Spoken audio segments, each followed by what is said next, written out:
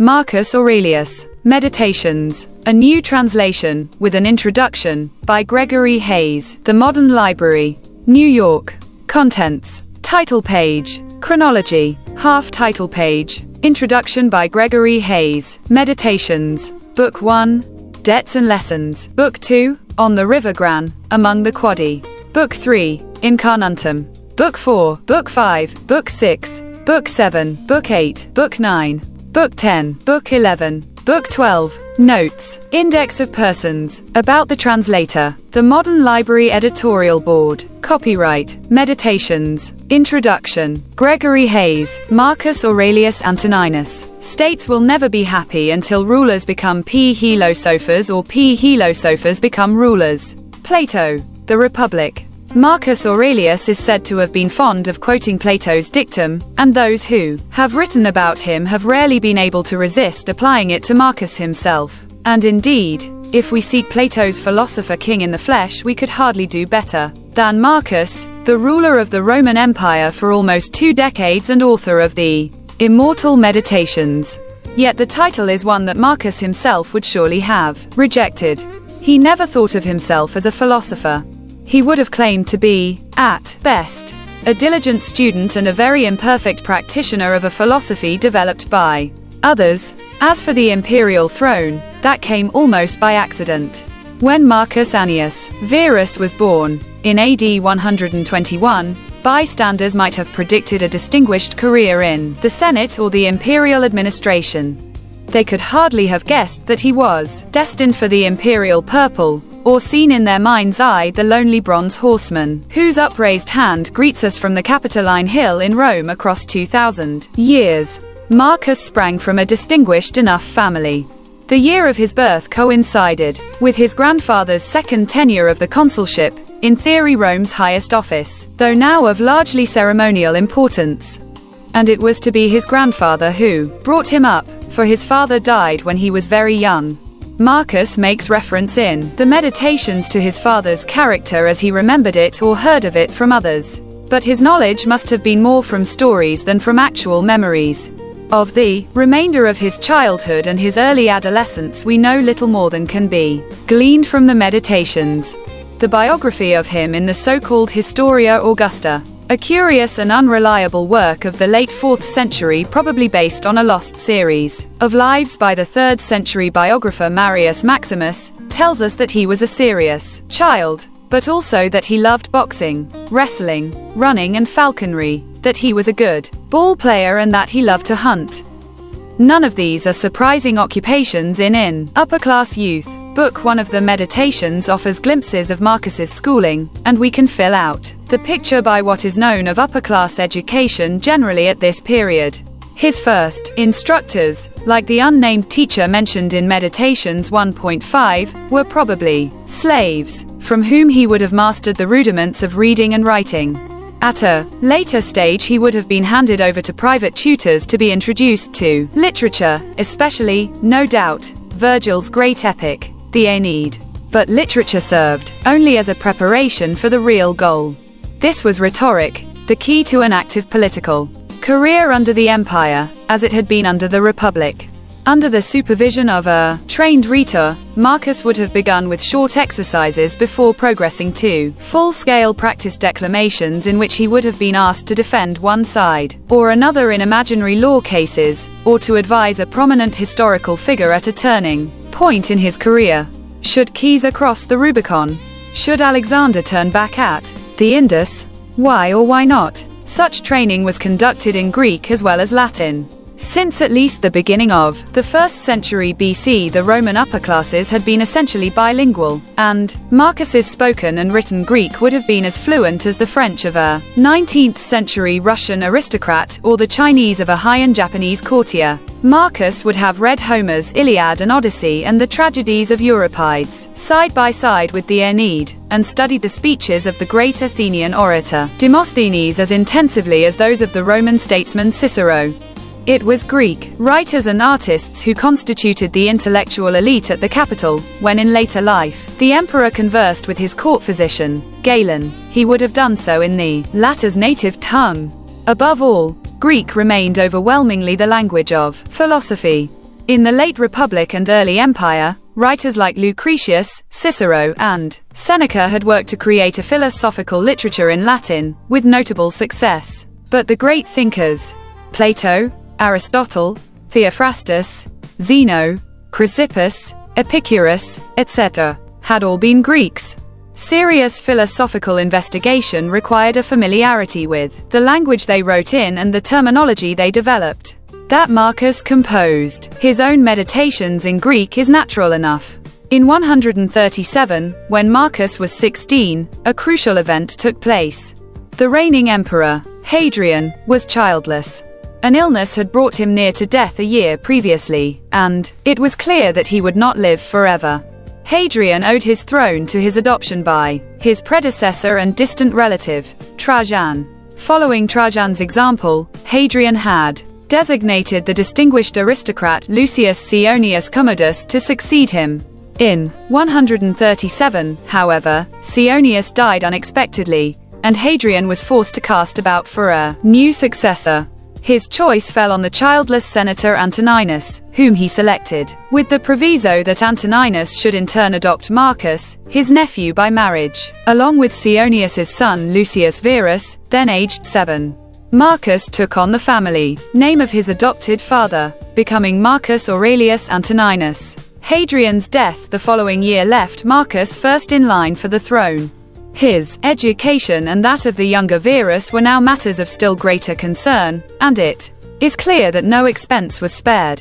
For training in Greek rhetoric, he was entrusted to Herodes Atticus, a fabulously wealthy Athenian rhetorician whose tempestuous relations with his family, fellow citizens, and the imperial court itself would have furnished ample material for a soap opera. His instructor in Latin oratory was Marcus Cornelius Fronto, a prominent rhetorician from Cirta in North Africa. By an accident of fate, many of Fronto's letters to Marcus have survived, and they illustrate the close relationship between student and teacher. They also suggest Fronto's regret at seeing Marcus move away from rhetoric to delve ever more deeply into philosophy. The first book of the Meditations pays tribute to a number of philosophers from whom Marcus learned, both formally and informally, and he is likely to have studied with or listened to many others. Marcus would have learned much outside the classroom as well.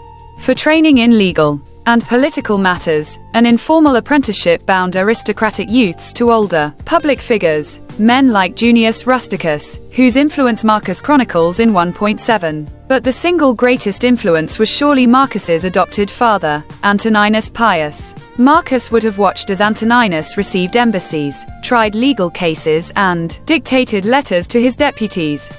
Meanwhile, Marcus's own position as heir apparent was signaled in various ways.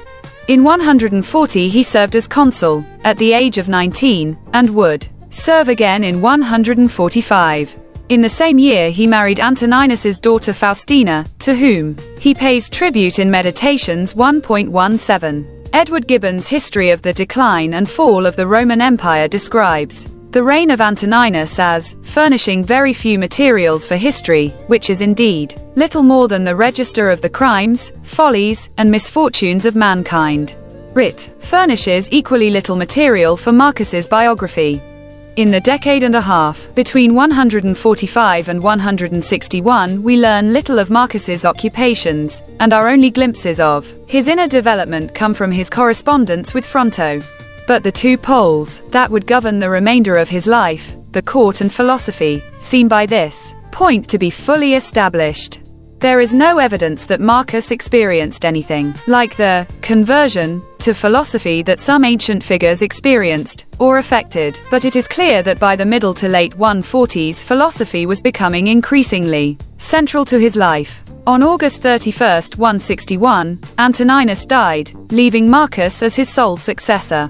Marcus immediately acted to carry out what appears to have been Hadrian's original intention, perhaps ignored by Antoninus, by pushing through the appointment of his adopted brother, Lucius Verus, as co-regent.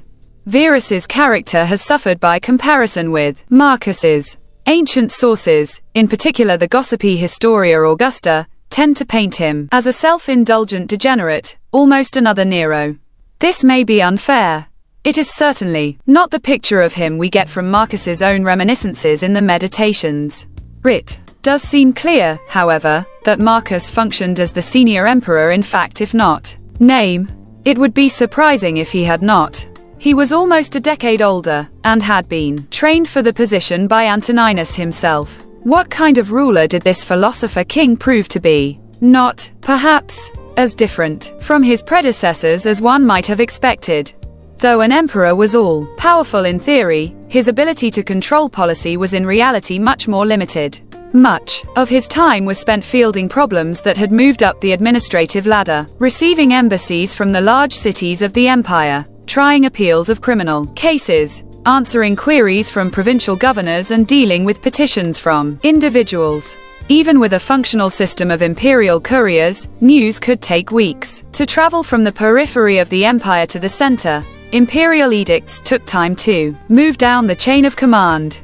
While the emperor's decision had the force of law, enforcement was almost entirely in the hands of provincial governors, whose diligence might be affected by incompetence, corruption, or an understandable desire not to antagonize local elites. We get occasional glimpses of Marcus's day-to-day duties from the evidence of imperial decisions preserved in letters, inscriptions, and the legal codes.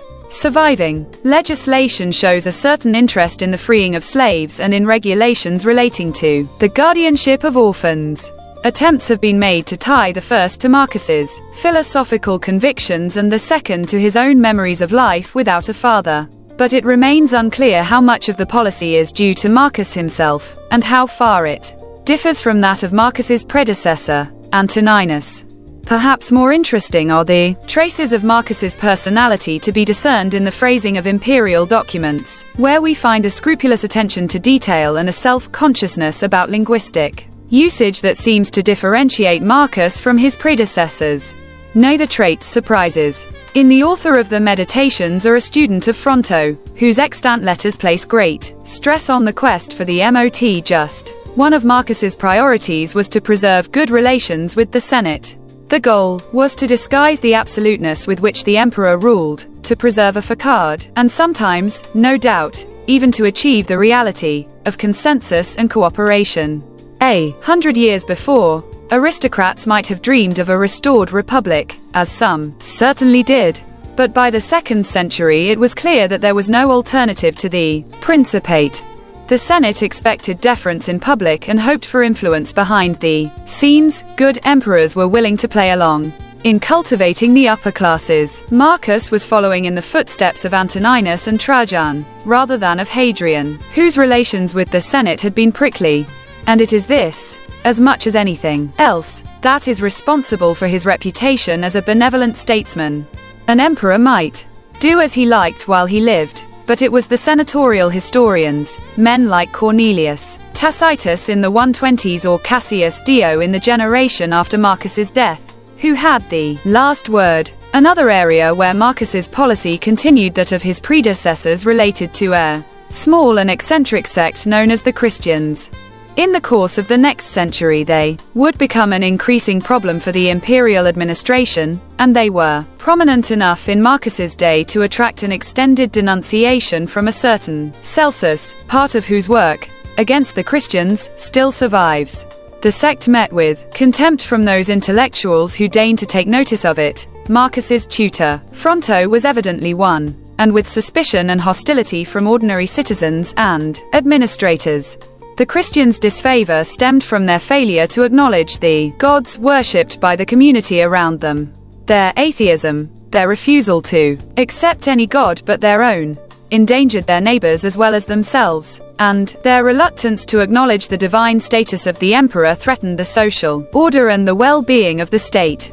Christianity had been illegal since the early 2nd century when a query from Pliny the Younger, then governor of Bithynia in Asia Minor, prompted the Emperor Trajan to establish a formal policy. While Christians were not to be sought out, those who confessed to the faith were to be executed. But empire-wide persecution did not become a reality until a much later date. The main threat to Christians in the 2nd century came from individual provincial governors, acting either on their own initiative or under pressure from local communities. In the late 170s, for example, civic unrest at Lyons resulted in a virtual pogrom of Greek-speaking Christians resident there. Marcus's mentor Junius Rusticus had tried and executed Christians, the apologist Justin Martyr among them, in his capacity as city prefect. Marcus himself was no doubt aware of Christianity, but there is no reason to think that it bulked large in his mind. The one direct reference to it in the Meditations, 11.3, is almost certainly a later interpolation, and the implicit references some scholars have discerned are surely illusory. Marcus, in any case, had more serious concerns than this troublesome cult. Soon after his accession, relations between Rome and its only rival, the Parthian Empire in the east, took a dramatic turn for the worse.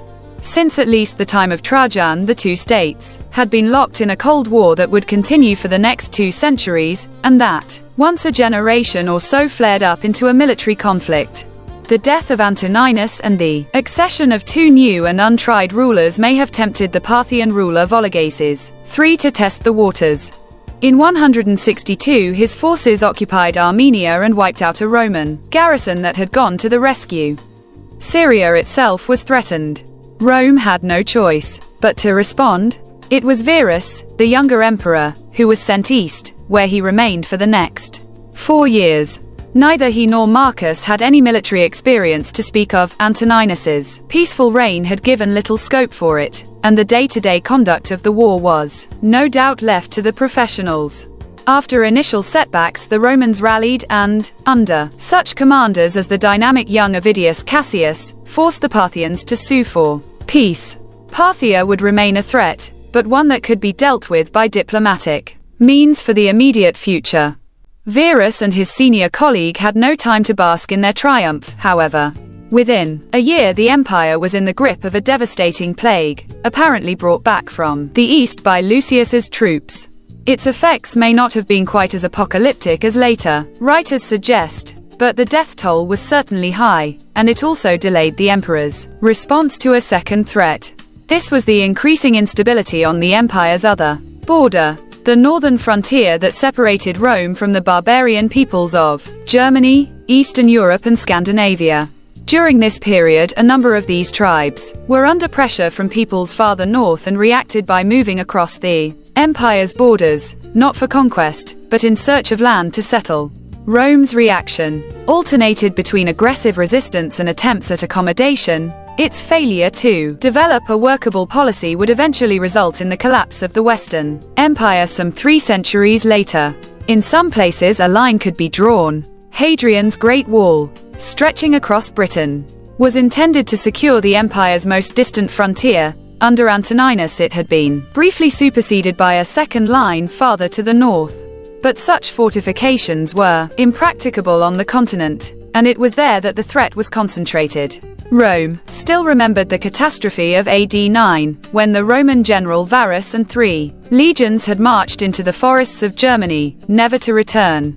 In the 2nd century, the greatest source of anxiety was the area farther south, roughly corresponding to modern-day Romania and Hungary. Trajan's conquest of Dacia 2 generations before had cleared out a possible source of trouble, but the potential for friction remained. In Marcus's day, 3 peoples presented a special problem: the Quadi, the Marcomanni, and the Jazyges, also called Sarmatians.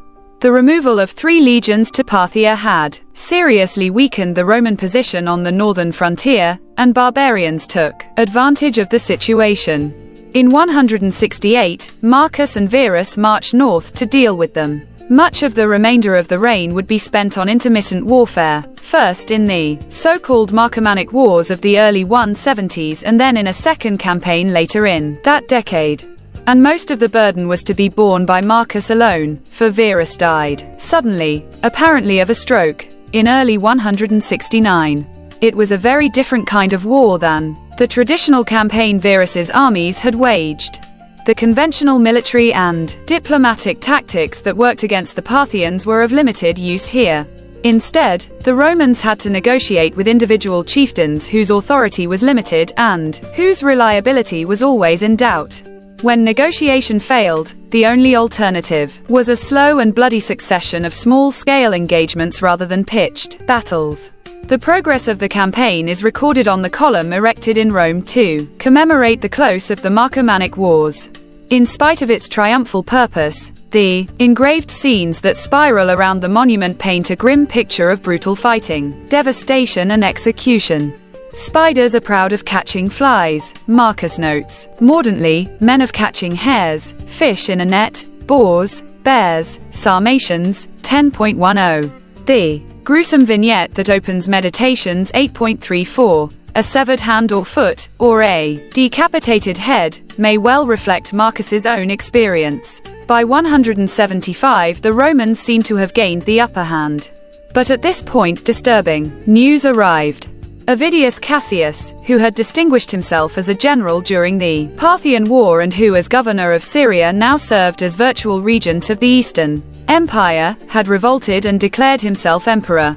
Some of the eastern provinces, notably Cappadocia, remained loyal to Marcus, but Cassius was recognized as emperor throughout much of the east, and in particular in Egypt, whose grain supply was crucial to the capital. Civil war seemed inevitable, and was prevented only by Cassius's assassination at the hands of a subordinate. Marcus was nevertheless obliged to travel east to reassert his authority, taking with him Faustina, who died in the course of the journey. He visited the major cities of the east, Antioch and Alexandria, arriving finally at Athens, where he was initiated into the Eleusinian Mysteries, a set of mystic rites connected with the worship of Demeter, the goddess of agriculture. Now in his 50s, Marcus was in declining health, and the revolt of Cassius had only underlined the need to make arrangements for the succession.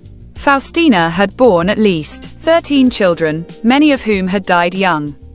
By the mid-170s, Marcus had only one surviving son, Commodus, just entering his teens.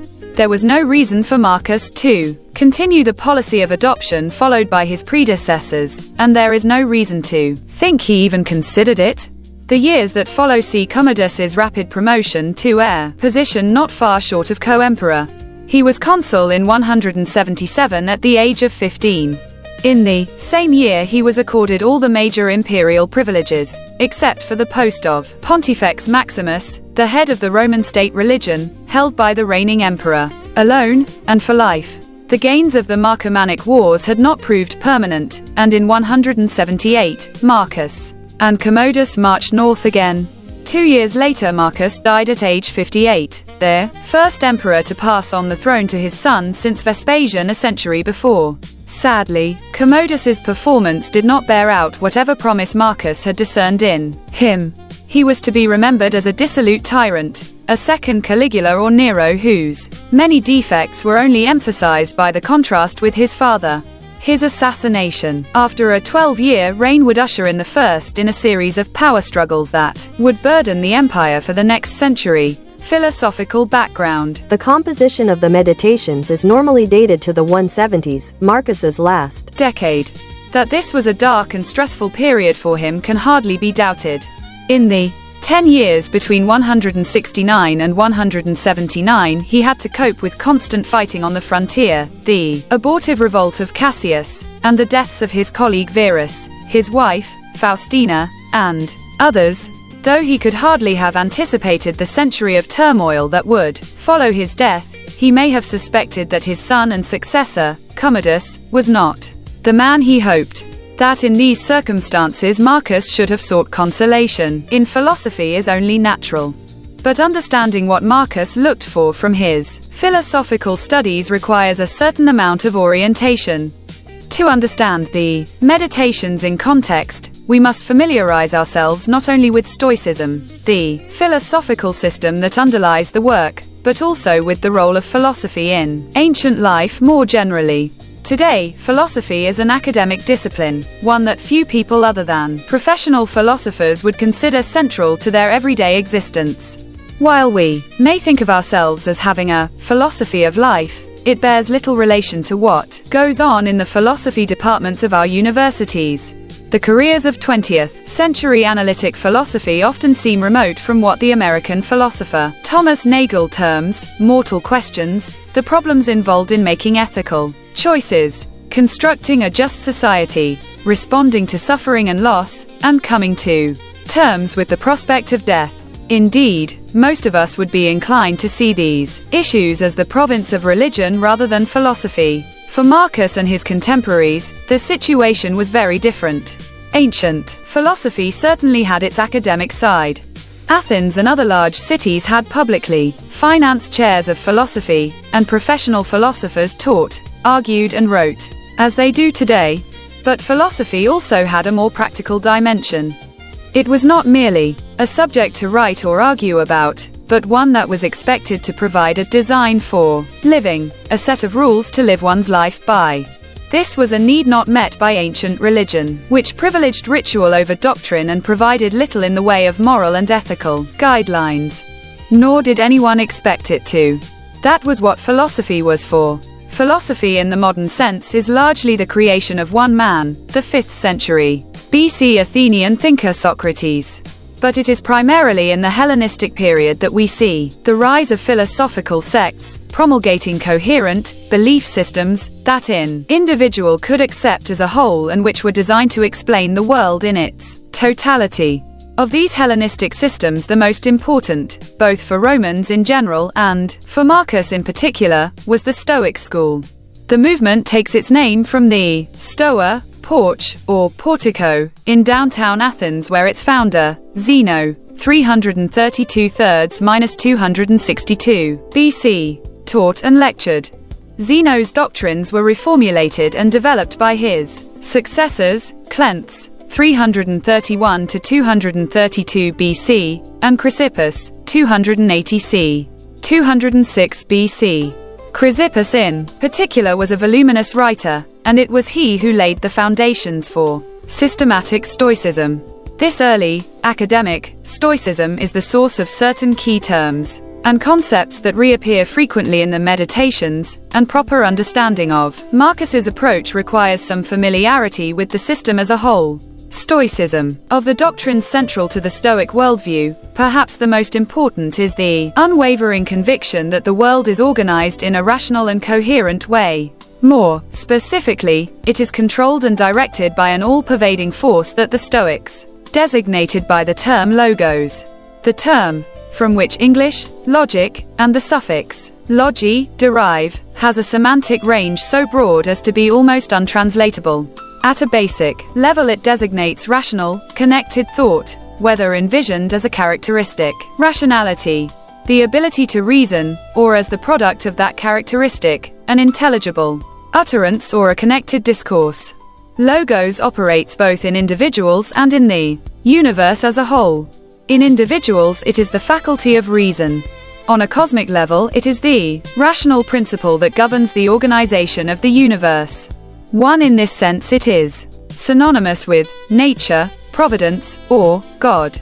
When the author of John's Gospel tells us that the word logos was with God and is to be identified with God, he is borrowing Stoic terminology. All events are determined by the logos and follow in an unbreakable chain of cause and effect. Stoicism is thus from the outset a deterministic system that appears to leave no room for human free will or moral responsibility.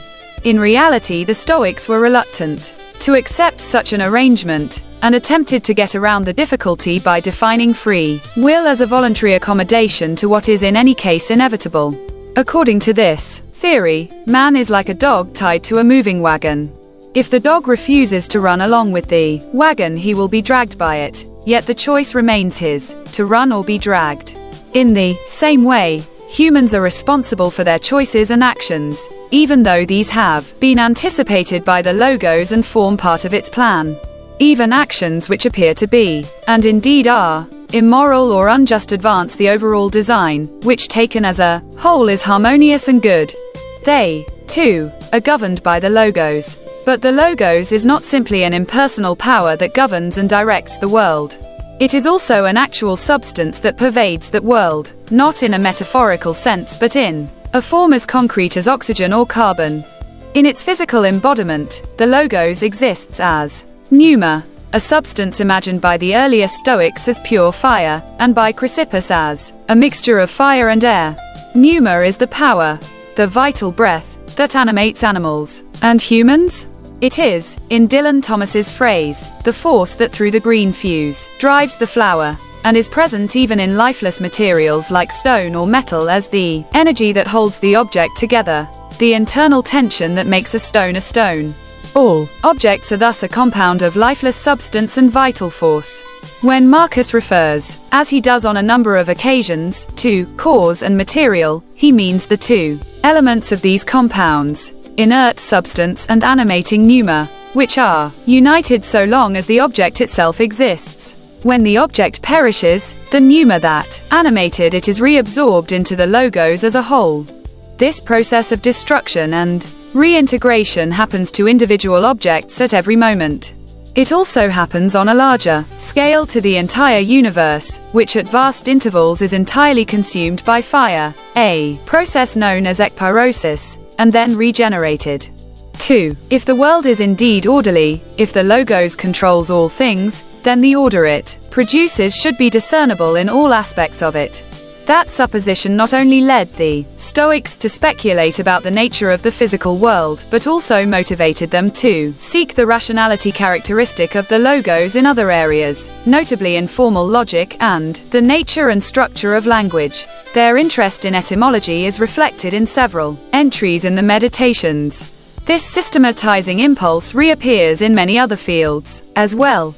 The catalogue of Chrysippus's own works preserved by the late 3rd century biographer Diogenes Laertius is very long indeed. It includes not only philosophical treatises in a narrow sense, but also works such as On How to Read Poetry and Against the Touching Up of Paintings. Later Stoics would try their hands at history and anthropology as well as more conventionally philosophical topics. The expansion of Stoic thought was not only intellectual but also geographical. The movement had been born in Athens. In the century and a half that followed Chrysippus's death, it spread to other centers, in particular to Rome. The Romans of the 2nd century BC were in the midst of a course of conquest that by the end of the century would leave them the effective masters of the Mediterranean. With conquest came culture. Looking back on the rapid Hellenization of the Roman aristocracy between 200 BC and his own day, the poet Horace famously observed that conquered Greece was the true conqueror. Nowhere is the influence of Greece more obvious than in philosophy. Greek philosophers, including the Stoics, Panaetius, circa 185 to 109 BC, and Posidonius, circa 135 to 50 BC, visited Rome to lecture.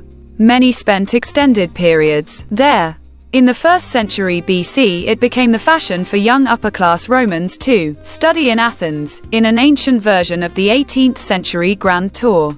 Roman aristocrats acted as patrons to individual philosophers and assembled large libraries of philosophical texts, like that at the famous villa of the Papyri at Herculaneum, and Romans like Cicero and Lucretius attempted to expound Greek philosophical doctrines in Latin. Of the major philosophical schools, it was Stoicism that had the greatest appeal. Unlike some other sects, the Stoics had always approved of participation in public life, and this stand struck a chord with the Roman aristocracy, whose code of values placed a premium on political and military activity. Stoicism has even been described, not altogether unfairly, as the real religion of upper-class Romans. In the process it became a rather different version of the philosophy from that taught by Zeno and Chrysippus. Perhaps the most important development was a shift in emphasis, a narrowing of focus. Early and middle Stoicism was a holistic system. It aimed to embrace all knowledge, and its focus was speculative and theoretical. Roman Stoicism, by contrast, was a practical discipline, not an abstract system of thought, but an attitude to life. Partly for historical reasons, it is this Romanized Stoicism that has most influenced later generations. Indeed, the application of the adjective Stoic to a person who shows strength and courage in misfortune probably owes more to the aristocratic Roman value system than it does to Greek philosophers. Stoicism in its later form was a system inspired as much by individuals as by texts or doctrines. One of its most distinguished adherents was Marcus Cato, known as Cato the Younger to distinguish him from his great-grandfather, prominent a century earlier. A senator of renowned rectitude. When Julius Caesar marched on Rome in 49 BC, Cato sided with Caesar's rival Pompey in defense of the legitimate government. When it was clear that Caesar would triumph, Cato chose not to survive the Republic, killing himself after the Battle of Munda in 46. Within a century he had become an emblem of Stoic resistance to tyranny. Under Nero he was immortalized by the poet Lucan and praised in a laudatory biography by the senator Thrasea Paetus, whose own resistance to Nero cost him his life. Thrasea's son-in-law, Helvidius Priscus, played a similar role, and came to a similar end under Vespasian. Thrasea and Helvidius in their turn served as role models to second-century aristocrats like Marcus's mentors Rusticus, Maximus, and Severus. Marcus himself pays tribute to them, and to Cato, in Meditations 1.14. Cato, Thrasea, and Helvidius were doors, not writers, and their legendary heroism inevitably lends them a somewhat two-dimensional quality. A more complex and much more interesting figure was the poet Lucan's uncle, Lucius Annaeus Seneca, circa 4 BC, AD 65, commonly known as Seneca the Younger to distinguish him from his equally distinguished father. Originally counselor to the young Nero, he was eventually forced to commit suicide after being implicated in an attempted coup against his erstwhile pupil. Men's lives are not always consistent with their ideals, and some critics have found it hard to reconcile Seneca's fabulous wealth and his shameless flattery of Nero with his philosophical views. Yet his works, in particular the letters to Lucilius, remain the most engaging and accessible expressions of later Stoicism. Because they were written in Latin, they were also among the most influential on succeeding generations. But not all Stoics were wealthy senators. There was another kind of Stoic exemplar, as well, the outsider whose ascetic lifestyle won him the admiration of his wealthier contemporaries and enabled him to criticize the pretenses of upper-class society with real authority. An early example of the type is Gaius Musonius Rufus, circa 30 to 100, a member of the Roman administrative class, the so-called knights, equites, who was banished by both Nero and Vespasian. A still more dramatic example was Musonius's student Epictetus, circa 55 c. 135, who had taken up the practice of philosophy as a slave, and devoted the remainder of his life to it after being freed. He had been exiled to Nicopolis, in northern Greece, under Domitian, and after the tyrant's death, elected to remain there, where he taught and lectured to visitors who often traveled great distances to study with him. One of these was the upper-class historian and statesman Arrian, circa 86 to 160, who published an extensive record of the master's discussions, a text conventionally referred to as the Discourses of Epictetus. He later produced an abridged version, the Enchiridion Manual, or Handbook. Epictetus seems to have been an especially important figure for Marcus. He thanks his philosophical mentor Rusticus for introducing him to Epictetus's lectures, either the discourses themselves or a private set of lecture notes, and a series of quotations and paraphrases from the philosopher appear in Book 11 of the Meditations. And Arrian's abridged Enchiridion provides the closest literary parallel to the Meditations itself, not only in its content, but also in its form, a series of relatively short and unrelated entries. Stoicism and the Meditations. The late Stoicism of Epictetus is a radically stripped-down version of its Hellenistic predecessor, a philosophy which had learnt much from its competitors and had almost forgotten parts of itself. 3. Both these tendencies, the narrowing of the field and the eclectic borrowing from non-Stoic sources, can be discerned also in the Meditations. Chrysippus and his followers had divided knowledge into 3 areas: logic, physics, and ethics, concerned, respectively, with the nature of knowledge, the structure of the physical world, and the proper role of human beings in that world. Marcus pays lip service to this triadic division in at least one entry, 8.13, but it is clear from other chapters and from the Meditations as a whole that logic and physics were not his focus. Among the things for which he thanks the gods is that he was never absorbed by logic, chopping, or preoccupied by physics. 1.17. Occasional entries show an awareness of Stoic thought about language. The etymological pun in 8.57 is perhaps the clearest example, but they are the exception, not the rule. In many cases, Marcus's logic is weak, the logic of the rhetorician, not of the philosopher. It is rare to find a developed chain of reasoning like that in Meditations 4.4. His interest in the nature of the physical world is limited to its relevance to human problems. About one of the basic Stoic physical doctrines, the notion of the periodic conflagration, ekpyrosis, that ends a cosmic cycle. Marcus adopts an agnostic position, though he was not alone in this. To him it was ethics that was the basis of the system. Just because you've abandoned your hopes of becoming a great thinker or scientist, don't give up on attaining freedom, achieving humility, serving others. 7.67. The questions that the Meditations tries to answer are primarily metaphysical and ethical ones. Why are we here? How should we live our lives? How can we ensure that we do what is right? How can we protect ourselves against the stresses and pressures of daily life? How should we deal with pain and misfortune? How can we live with the knowledge that someday we will no longer exist? It would be both pointless and impertinent to try to summarize Marcus's responses. The influence of the Meditations on later readers springs in part from the clarity and insistence with which he addresses these questions. It may be worthwhile, however, to draw attention to one pattern of thought that is central to the philosophy of the Meditations, as well as to Epictetus, and that has been identified and documented in detail by Pierre Hadot. This is the doctrine of the three disciplines, the disciplines of perception, of action, and of the will. The discipline of perception requires that we maintain absolute objectivity of thought, that we see things dispassionately for what they are. Proper understanding of this point requires a brief introduction to the Stoic theory of cognition.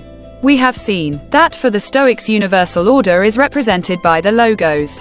The logos infuses and is wielded by our hegemonikon, literally, that which guides, which is the intellective part of our consciousness. In different contexts, it can approximate either will or character, and it performs many of the functions that English speakers attribute to the brain or the heart. For one of its primary functions is to process and assess the data we receive from our senses. At every instant, the objects and events in the world around us bombard us with impressions. As they do so, they produce a fantasia, a mental impression. From this, the mind generates a perception, hyperlepsis, which might best be compared to a print made from a photographic negative. Ideally, this print will be an accurate and faithful representation of the original. But it may not be. It may be blurred. Or it may include shadow images that distort or obscure the original. Chief among these are inappropriate value judgments, the designation as good or evil of things that in fact are neither good nor evil. For example, my impression that my house has just burned down is simply that, an impression or report conveyed to me by my senses about an event in the outside world. By contrast, my perception that my house has burned down and I have thereby suffered a terrible tragedy includes not only an impression, but also an interpretation imposed upon that initial impression by my powers of hyperlepsis. It is by no means the only possible interpretation, and I am not obliged to accept it. I may be a good deal better off if I decline to do so. It is, in other words, not objects and events, but the interpretations we place on them that are the problem. Our duty is therefore to exercise stringent control over the faculty of perception, with the aim of protecting our mind from error. The second discipline, that of action, relates to our relationship with other people. Human beings, for Marcus as for the Stoics generally, are social animals, a point he makes often, e.g., 5.16, 8.59, 9.1. All human beings possess not only a share of their logos but also the ability to use it. That is what makes us human and distinguishes us from other animals. But it would perhaps be more accurate to say that we are participants in the logos, which is as much a process as a substance. Marcus himself more than once compares the world ruled by logos to a city in which all human beings are citizens, with all the duties inherent in citizenship. As human beings we are part of, nature, and our duty is to accommodate ourselves to its demands and requirements. 2. Live as nature requires, as Marcus often puts it. To do this, we must make proper use of the logos we have been allotted, and perform as best we can the functions assigned us in the master plan of the larger, cosmic logos, of which it is a part. This requires not merely passive acquiescence in what happens, but active cooperation with the world, with fate and, above all, with other human beings. We were made, Marcus tells us over and over, not for ourselves but for others, and our nature is fundamentally unselfish. In our relationships with others, we must work for their collective good, while treating them justly and fairly as individuals. Marcus never defines what he means by justice, and it is important to recognize what the term implies and what it does not.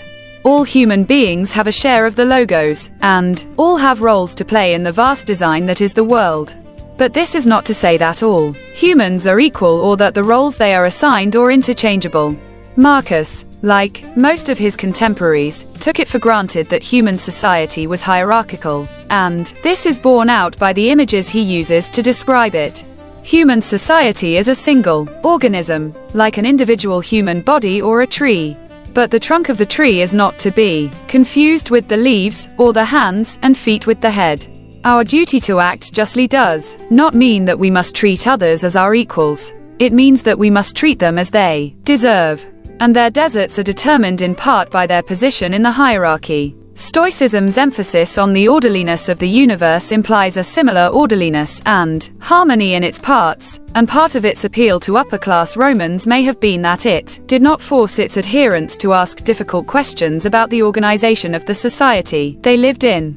5. The third discipline, the discipline of will, is in a sense the counterpart to the second, the discipline of action. The latter governs our approach to the things in our control, those that we do. The discipline of will governs our attitude to things that are not within our control, those that we have done to us, by others or by nature.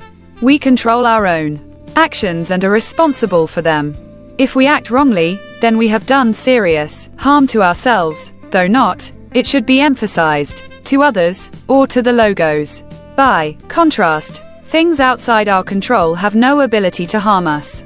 Acts of wrongdoing by our human agent, torture, theft, or other crimes, harm the agent, not the victim.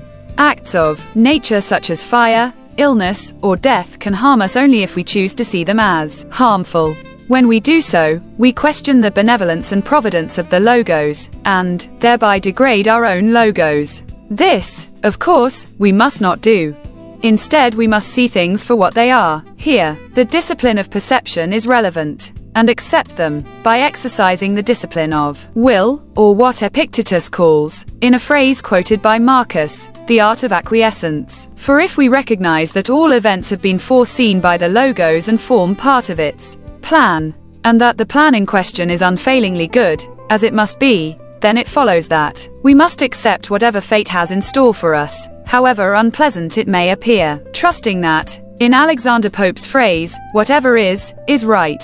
This applies to all obstacles and apparent misfortunes, and in particular to death, a process that we cannot prevent, which therefore does not harm us, and which accordingly we must accept willingly as natural and proper. Together, the three disciplines constitute a comprehensive approach to life, and in various combinations and reformulations they underlie a large number of the entries in the Meditations.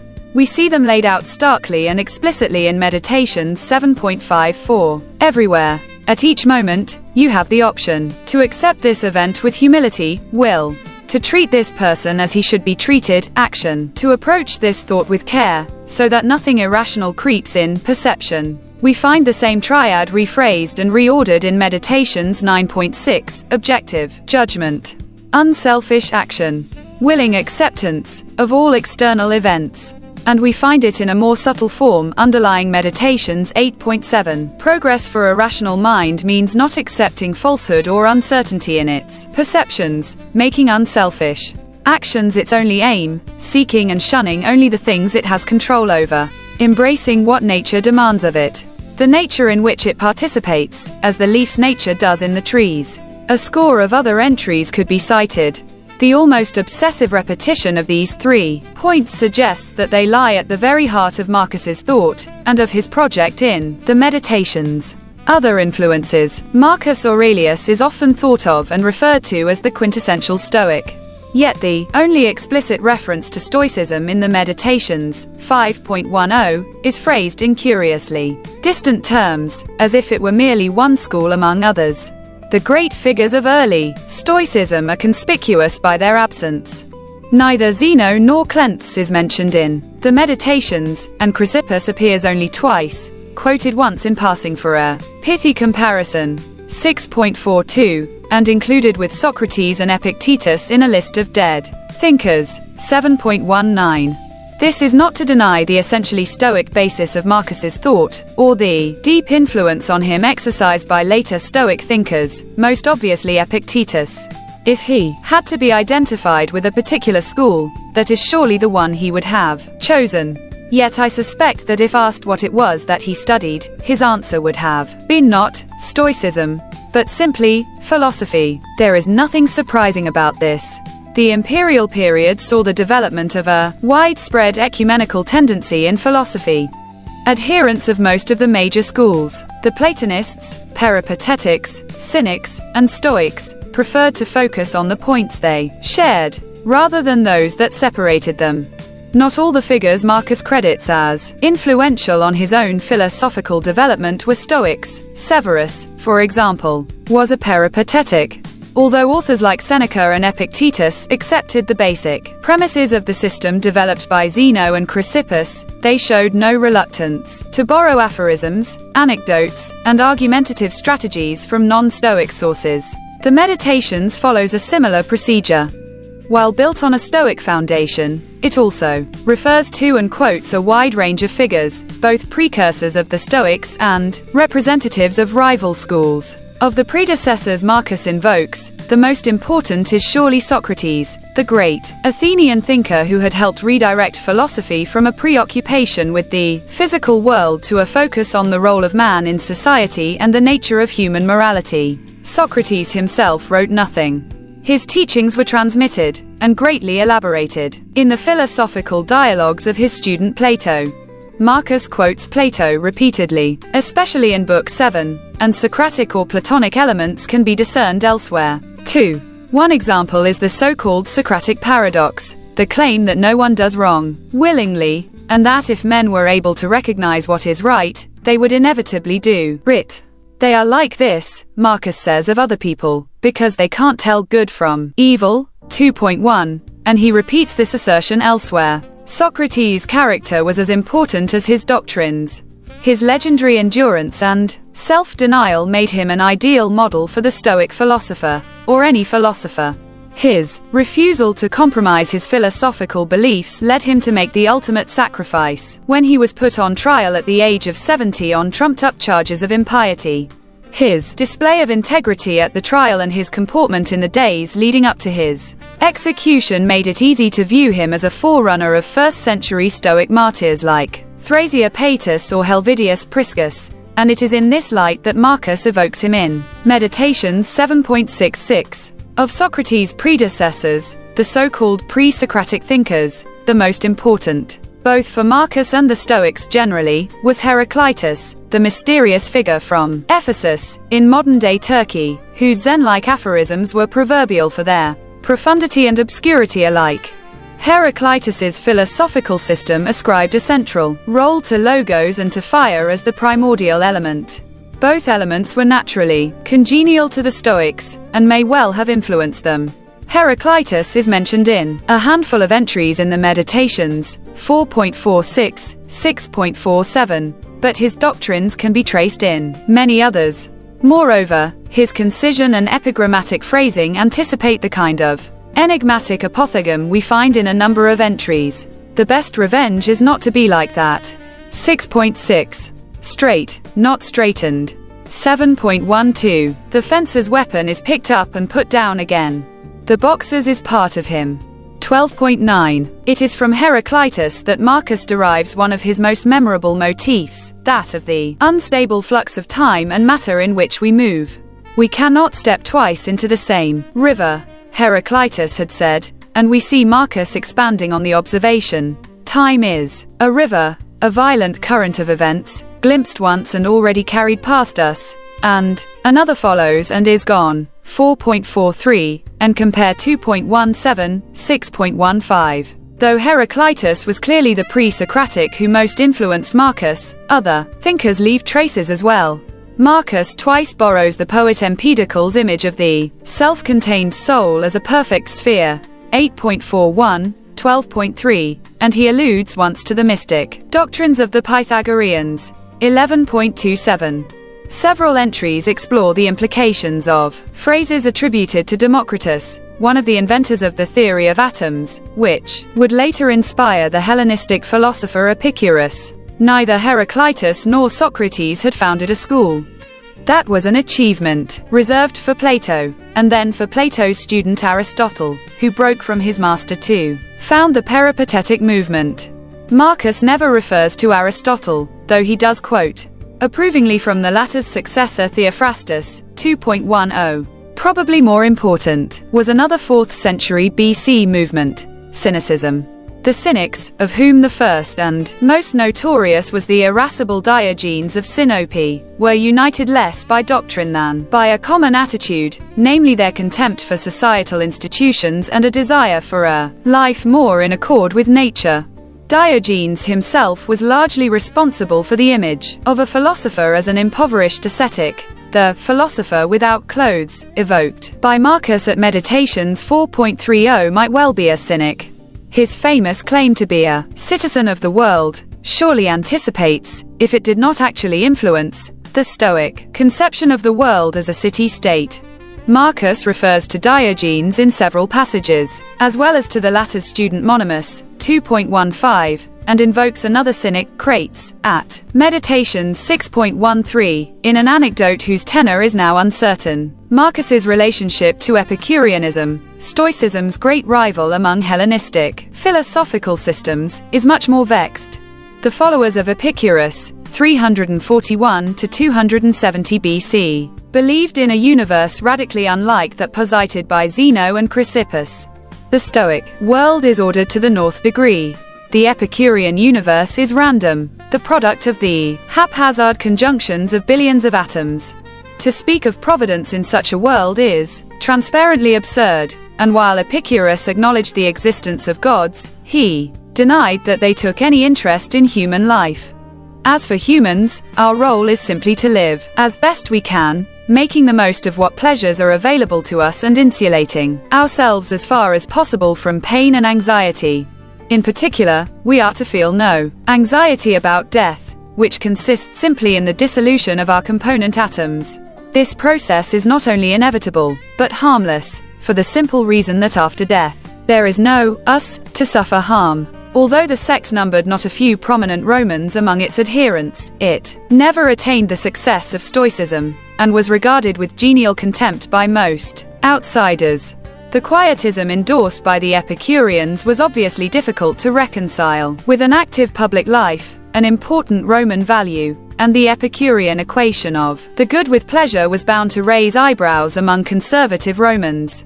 Eat, drink and be merry was popularly supposed to be the Epicureans' motto, though Epicurus himself had been quite explicit in identifying pleasure with intellectual contemplation rather than the vulgar enjoyment of food and sex. Though a minority view, Epicureanism was, nonetheless, the only potential rival to Stoicism in offering a systematic cosmology, as Marcus acknowledges on a number of occasions by the stark dichotomy, providence or atoms, 4.3, 10.6, 11.18, 12.14. Marcus normally seems to view Epicureanism with disapproval, as we would expect. In Meditations 6.10 he contrasts the Epicurean universe, founded on mixture, interaction, dispersal, with the components of the Stoic system, unity, order, design, clearly to the advantage of the latter. Should we not be ashamed to fear death, he asks in another entry, when, even, the Epicureans disdain it. 12.34. But other entries suggest a less dismissive attitude. Marcus quotes with apparent approval Epicurus's account of his own exemplary conduct during an illness, 9.41, and twice seeks comfort in the philosopher's remarks on the endurance of pain, 7.33, 7.64. Like other late Stoics, Seneca is a notable example. He was willing to accept truth wherever he found it. Thus far we have been concerned with the content of the Meditations, the ethical doctrine of late Stoicism, incorporating a certain amount of Platonic and Heraclitean material, and overlaid with occasional reference to other schools and thinkers. But what of the Meditations itself? How and why was it written? Who is its audience? What kind of book is it? For the answers to these questions we must turn from the book's content to its form and origins. The Meditations, genre, structure, and style. I suspect that Marcus would have been surprised, and perhaps rather dismayed, to find himself enshrined in the modern library of the world's best books. He would have been surprised, to begin with, by the title of the work ascribed to him. The long, established English title Meditations is not only not original, but positively misleading, lending a spurious air of resonance and authority quite alien to the haphazard set of notes that constitute the book. In the lost Greek manuscript used for the first printed edition, itself many generations removed from Marcus's original, the work was entitled to himself, Eis Hoton. This is no more likely than Meditations to be the original title, though it is at least a somewhat more accurate description of the work. 6. In fact, it seems unlikely that Marcus himself gave the work any title at all, for the simple reason that he did not think of it as an organic whole in the first place. Not only was it not written for publication, but Marcus clearly had no expectation that anyone but himself would ever read it. The entries include a number of cryptic references to persons or events that an ancient reader would have found as unintelligible as we do, while a contemporary might have recognized some of the figures mentioned in Meditations 8.25 or 12.27. For example, no ancient reader could have known what was in the letter that Rusticus wrote from Sinuessa, 1.7, what Antoninus said to the customs agent at Tusculum, 1.16, or what happened to Marcus at Caieta, 1.17. Elsewhere, Marcus reflects directly on his role as emperor, in terms that would be quite irrelevant to anyone else. We find him worrying about the dangers of becoming imperialized. 6.30, reminding himself to speak simply in the Senate, 8.30, and reflecting on the unique position he occupies, 11.7. From these entries and others, it seems clear that the you of the text is not a generic you, but the emperor himself. When you look at yourself, see any of the emperors. 10.31. How are we to categorize the Meditations? It is not a diary, at least in the conventional sense. The entries contain little or nothing related to Marcus's day-to-day life, few names, no dates, and, with two exceptions, no places. It also lacks the sense of audience, the reader over one's shoulder, that tends to characterize even the most secretive diarist. Some scholars have seen it as the basis for an unwritten larger treatise, like Pascal's Pensées or the notebooks of Joseph Joubert. Yet the notes are too repetitive and, in a philosophical sense, too elementary for that. The entries, perhaps, bear a somewhat closer resemblance to the working notes of a practicing philosopher, Wittgenstein's Zettel, say, or the Cahiers of Simone Weil. Yet here, too, there is a significant difference. The Meditations is not tentative and exploratory, like the notes of Wittgenstein or Weil, and it contains little or nothing that is original. It suggests not a mind recording new perceptions or experimenting with new arguments, but one obsessively repeating and reframing ideas long familiar but imperfectly absorbed. Perhaps the best description of the entries is that suggested by the French scholar Pierre Hadot. They are spiritual exercises, composed to provide a momentary stay against the stress and confusion of everyday life, a self-help book in the most literal sense. A revealing comment in this context is Meditations 5.9, where Marcus reminds himself not to think of philosophy as your instructor, but as the sponge and egg white that relieve ophthalmia, as a soothing ointment. On this reading, the individual entries were composed not as a record of Marcus's thoughts or to enlighten others, but for his own use, as a means of practicing and reinforcing his own philosophical convictions. Such an interpretation accounts for several aspects of the entries that would otherwise be puzzling. It explains the predominance of the imperative in the text. Its purpose is not to describe or reflect, let alone to meditate, but to urge, direct, and exhort. 7. And it explains also the repetitiveness that strikes any reader of the work almost immediately, the continual circling back to the same few problems. The entries do not present new answers or novel solutions to these problems, but only familiar answers reframed. It was precisely this process of reframing and re-expressing that Marcus found helpful. The recognition that the entries are as much process as product also accounts for the shapelessness and apparent disorder of the work. We do not know by whom or on what basis the individual books of the Meditations were arranged. The order may be chronological, or partly chronological, or wholly arbitrary. The arrangement of the individual entries may or may not be Marcus's own, though its very randomness suggests that it goes back to the author. A later editor would have been tempted to group together thematically similar entries, and perhaps to tie up some of the more obvious loose ends. Nor can we always be sure where individual entries begin and end. In some cases this is a question Marcus himself might not have been able to answer. 8. A special position is occupied by Book 1, which is distinguished from the rest of the work by its autobiographical nature and by the greater impression of conscious design and ordering apparent in it. It consists of 17 entries in which Marcus reflects on what he learned from various individuals in his life, either directly or from their example, hence the title I have given the section here, Debts and Lessons, which has no warrant in the transmitted text.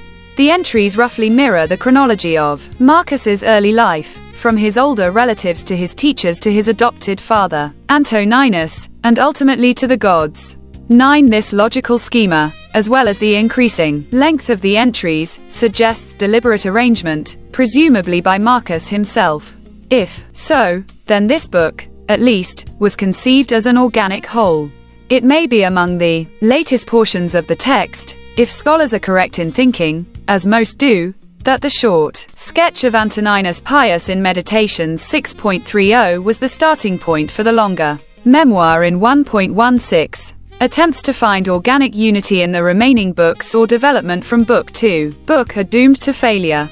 Wherever one opens the Meditations, with the exception of Book 1, we find the same voice, the same themes. Marcus's thought does not change or develop noticeably from one book to another. Nor can any structure or unity be discerned within individual books. It seems most likely that the division between books is a purely physical one. The transmitted books, in other words, represent the individual papyrus rolls of Marcus's original, or perhaps of a later copy. When one had been filled, another was begun. 10. If the books as a whole are homogeneous, the individual entries show considerable formal variety. Some are developed short essays that make a single philosophical point. Many of the entries in books 2 and 3 are of this type. Others are straightforward imperatives. Take the shortest route, or aphorisms. No one can keep you from living in harmony with yourself. Sometimes Marcus will list a number of basic principles in catalogue format. Remember that, and that, and that. Elsewhere he puts forward an analogy, sometimes with the point of comparison left to be inferred. Thus human lives are like many lumps of incense on the same altar, 4.15, or like a rock thrown in the air, 9.17. In other cases, the analogy will be made explicit. Have you ever seen a severed hand or foot?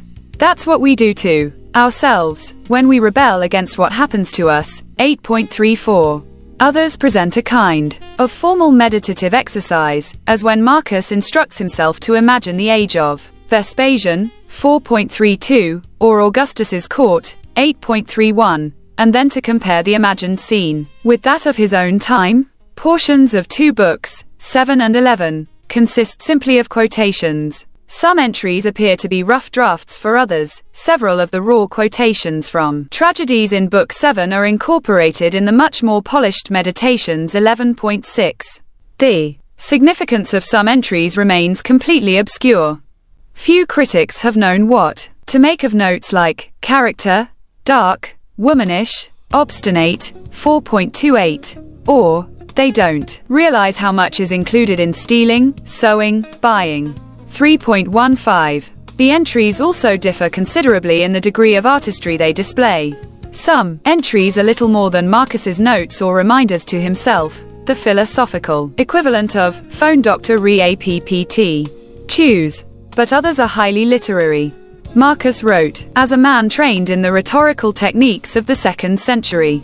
His thoughts naturally took on the impress of his training and intellectual milieu even when he was writing for himself alone. The shorter entries often display an interest in wordplay and a striving for epigrammatic brevity that recalls both the ingenuity of the rhetorical schools and the paradoxical compression of Heraclitus. Does the sun try to do the rain's work? Or Asclepius Demeter's? 6.43. Evil, the same old thing. 7.1. Not a dancer but a wrestler. 7.61. To accept it without arrogance, to let it go with indifference. 8.33. The philosophical tradition may have been influential on another element that we find, occasionally, the intermittent snatches of dialogue or quasi-dialogue. As a developed form, the philosophical dialogue goes back to Plato, who was imitated by later philosophers, notably Aristotle, in his lost works, and Cicero. The Meditations certainly does not contain the kind of elaborate scene setting that we expect in a true dialogue, but we do find in a number of entries a kind of internal debate in which the questions or objections of an imaginary interlocutor are answered by a second, calmer voice which corrects or rebukes its errors. The first voice seems to represent Marcus's weaker, human side. The second is the voice of philosophy. The longer entries, none, of course, are very long, are marked by a coherent if sometimes slightly labored style. Not all critics have had kind words for Marcus's expository prose, and some have been inclined to attribute perceived shortcomings to deficiencies in his Greek. But in all likelihood, the occasional awkwardness is due less to an imperfect grasp of the language than to roughness of composition. Marcus, thinking aloud or groping for an idea. The same explanation may underlie one of the most noticeable features of Marcus's prose, namely, his tendency to string together pairs of near synonymous words and phrases, as if uncertain whether he has hit the target the first time. When combined with the very abstract vocabulary natural in philosophical prose, this can make for difficult reading, especially in English, which privileges concision and concrete vocabulary to a greater degree than Greek. At its best, however, Marcus's writing can be extraordinarily effective, most of all when it strikes a balance between image and idea, as in the opening of 5.23. Keep in mind how fast things pass by and are gone, those that are now, and those to come. Existence flows past us like a river. The what is in constant flux. The why has 1,000 variations. Nothing is stable, not even what's right here. The infinity of past and future gapes before us, a chasm whose depths we cannot see. This particular topic, the transience of human life, the constant change that shapes and informs the world, is a recurrent theme in the Meditations, and as we shall see, it is one whose treatment owes as much to literary as to philosophical models, and as much to Marcus's own character as to Stoic doctrine. Recurring themes. To try to extract a sustained and coherent argument from the Meditations as a whole would be an unprofitable exercise. It is simply not that kind of work. It would be equally fruitless to try to read autobiographical elements into individual entries, to take 9.42 as referring to the revolt of Avidius Cassius, for example, or 10.4 as a reflection on Commodus, all the more so since so few of the entries can be dated with any security. This is not to say that the Meditations has no unity or no relationship to Marcus's own life, for it has both. What unifies it is the recurrence of a small number of themes that surely reflect Marcus's own preoccupations. It is the points to which Marcus returns most often that offer the best insight into his character and concerns. One example that will strike almost any reader is the sense of mortality that pervades the work. Death is not to be feared, Marcus continually reminds himself. It is a natural process, part of the continual change that forms the world. At other points, it is the ultimate consolation. Soon you will be dead, Marcus tells himself on a number of occasions, and none of it will matter. Cf. 4.6, 7.22, 8.2. The emphasis on the vanity and worthlessness of earthly concerns is here linked to the more general idea of transience. All things change or pass away, perish and are forgotten. This is the burden of several of the thought exercises that Marcus sets himself to think of the court of Augustus, 8.31, of the age of Vespasian or Trajan, 4.32, the great philosophers and thinkers of the past, 6.47, all now dust and ashes. This theme is not specific to Stoicism. We meet it at every turn in ancient literature. Marcus himself quotes the famous passage in Book 6 of Homer's Iliad in which the lives of mortals are compared to leaves that grow in the spring, flourish for a season, and then fall and die, to be replaced by others, 10.34. He would have recognized the sentiment in other writers too, from the melancholy Greek lyric poet Mimnermus, who develops and expands on Homer's simile, to the Roman lawyer Servius Sulpicius, writing to his friend Cicero on the death of the latter's daughter. I want to share with you something that brought me not a little consolation, in hopes that it might have the same effect on you. On my way back from Asia, on the voyage from Aegina to Megara, I gazed at the lands we passed. Aegina was behind me, Megara before me, Piraeus on the starboard side, Corinth to port, towns which flourished once upon a time, and now lie fallen and in ruins before our eyes. And I said to myself, alas, and will you, Servius, not restrain your grief and recall that you were born a mortal? Believe me, the thought was no small consolation to me. This is not a point modern grief counselors would be inclined to dwell on, but it is one that Marcus would have understood perfectly, and its appeal to him casts light on both his character and his background. Marcus may have been a Stoic, but he was also a Roman, influenced not only by Zeno and Chrysippus but by Homer and Virgil. Virgil is nowhere mentioned in the Meditations, and in a Greek work could hardly be quoted or alluded to, but there is a note of melancholy that runs through the work that one can only call Virgilian. Other concerns surface as well.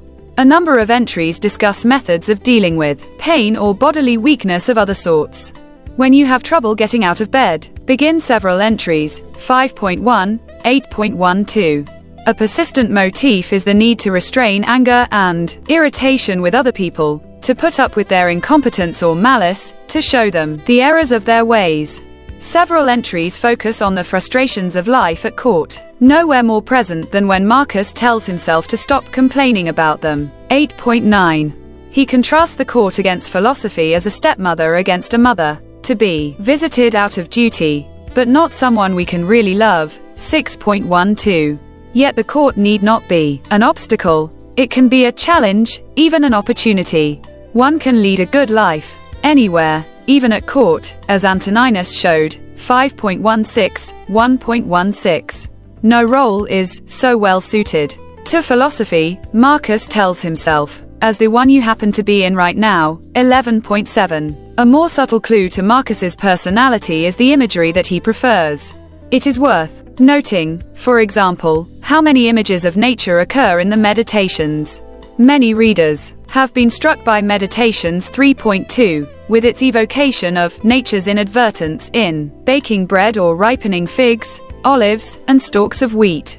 Metaphors and offhand comparisons in other entries evoke the pastoral and agricultural rhythms of the Mediterranean world, with its flocks, herds, and vines, its seasons of sowing and harvesting, its grapes drying slowly into raisins.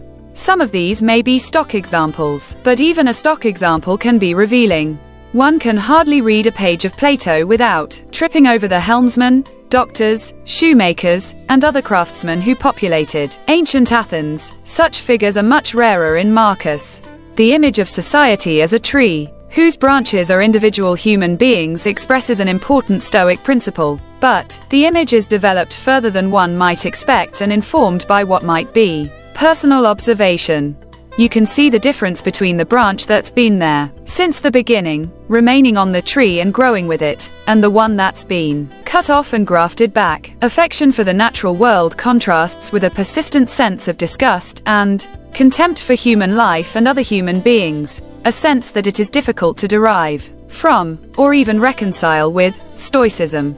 As P.A. Brunt puts it, reason told Marcus that the world was good beyond improvement, and yet it constantly appeared to him evil, beyond remedy. The courtiers who surround him are vain and obsequious, while the people he deals with on a daily basis are meddling, ungrateful, arrogant, dishonest, jealous, and surly. 2.1. One of the most frequently recurring points in the Meditations is the reminder that human beings are social animals, as if this was a point Marcus had a particularly hard time accepting. The gods care for mortals, he reminds himself, and you, on the verge of death, you still refuse to care for them. There is a persistent strain of pessimism in the work. The things we want in life are empty, stale, and trivial. Dogs snarling at each other, quarreling children, laughing and then bursting into tears a moment later. Trust, shame, justice, truth, gone from the earth, and only found in heaven. Why are you still here? 5.33. Images of dirt appear in several entries. The world around us resembles the baths: oil, sweat, dirt, grayish, water, all of it disgusting. 8.24. If Marcus contemplates the stars, he does so only in order to wash off the mud of life below. 7.47. And the objective analysis Marcus prizes often shades over into a depressing cynicism, in the modern sense of the term. Disgust at what things are made of: liquid, dust, bones, filth. Or marble as hardened, dirt, gold and silver as residues, clothes as hair, purple dye as shellfish blood. And all the rest. 9.36. The human body itself is no more than rotting meat in a bag. 8.38. D. Despise your flesh. A mess of blood, pieces of bone, a woven tangle of nerves, veins, arteries. 2.2. Perhaps the most depressing entry in the entire work is the one in which Marcus urges himself to cultivate an indifference to music. 11.2. As one scholar has observed, reading the Meditations for long periods can be conducive of melancholy. And even those who love the book cannot deny that there is something impoverishing about the view of human life it presents. Matthew Arnold, whose essay on the work reveals a deep respect and affection for Marcus, identified the central shortcoming of his philosophy as its failure to make any allowance for joy, and I think this is a fair criticism. Marcus does not offer us a means of achieving happiness, but only a means of resisting pain. The Stoicism of the Meditations is fundamentally defensive philosophy. It is noteworthy how many military images recur, from references to the soul as being posted or stationed, to the famous image of the mind as in invulnerable fortress. 8.48. Such images are not unique to Marcus, but one can imagine that they might have had special meaning for an emperor whose last years were spent in warfare and a journey far from home. 2.17.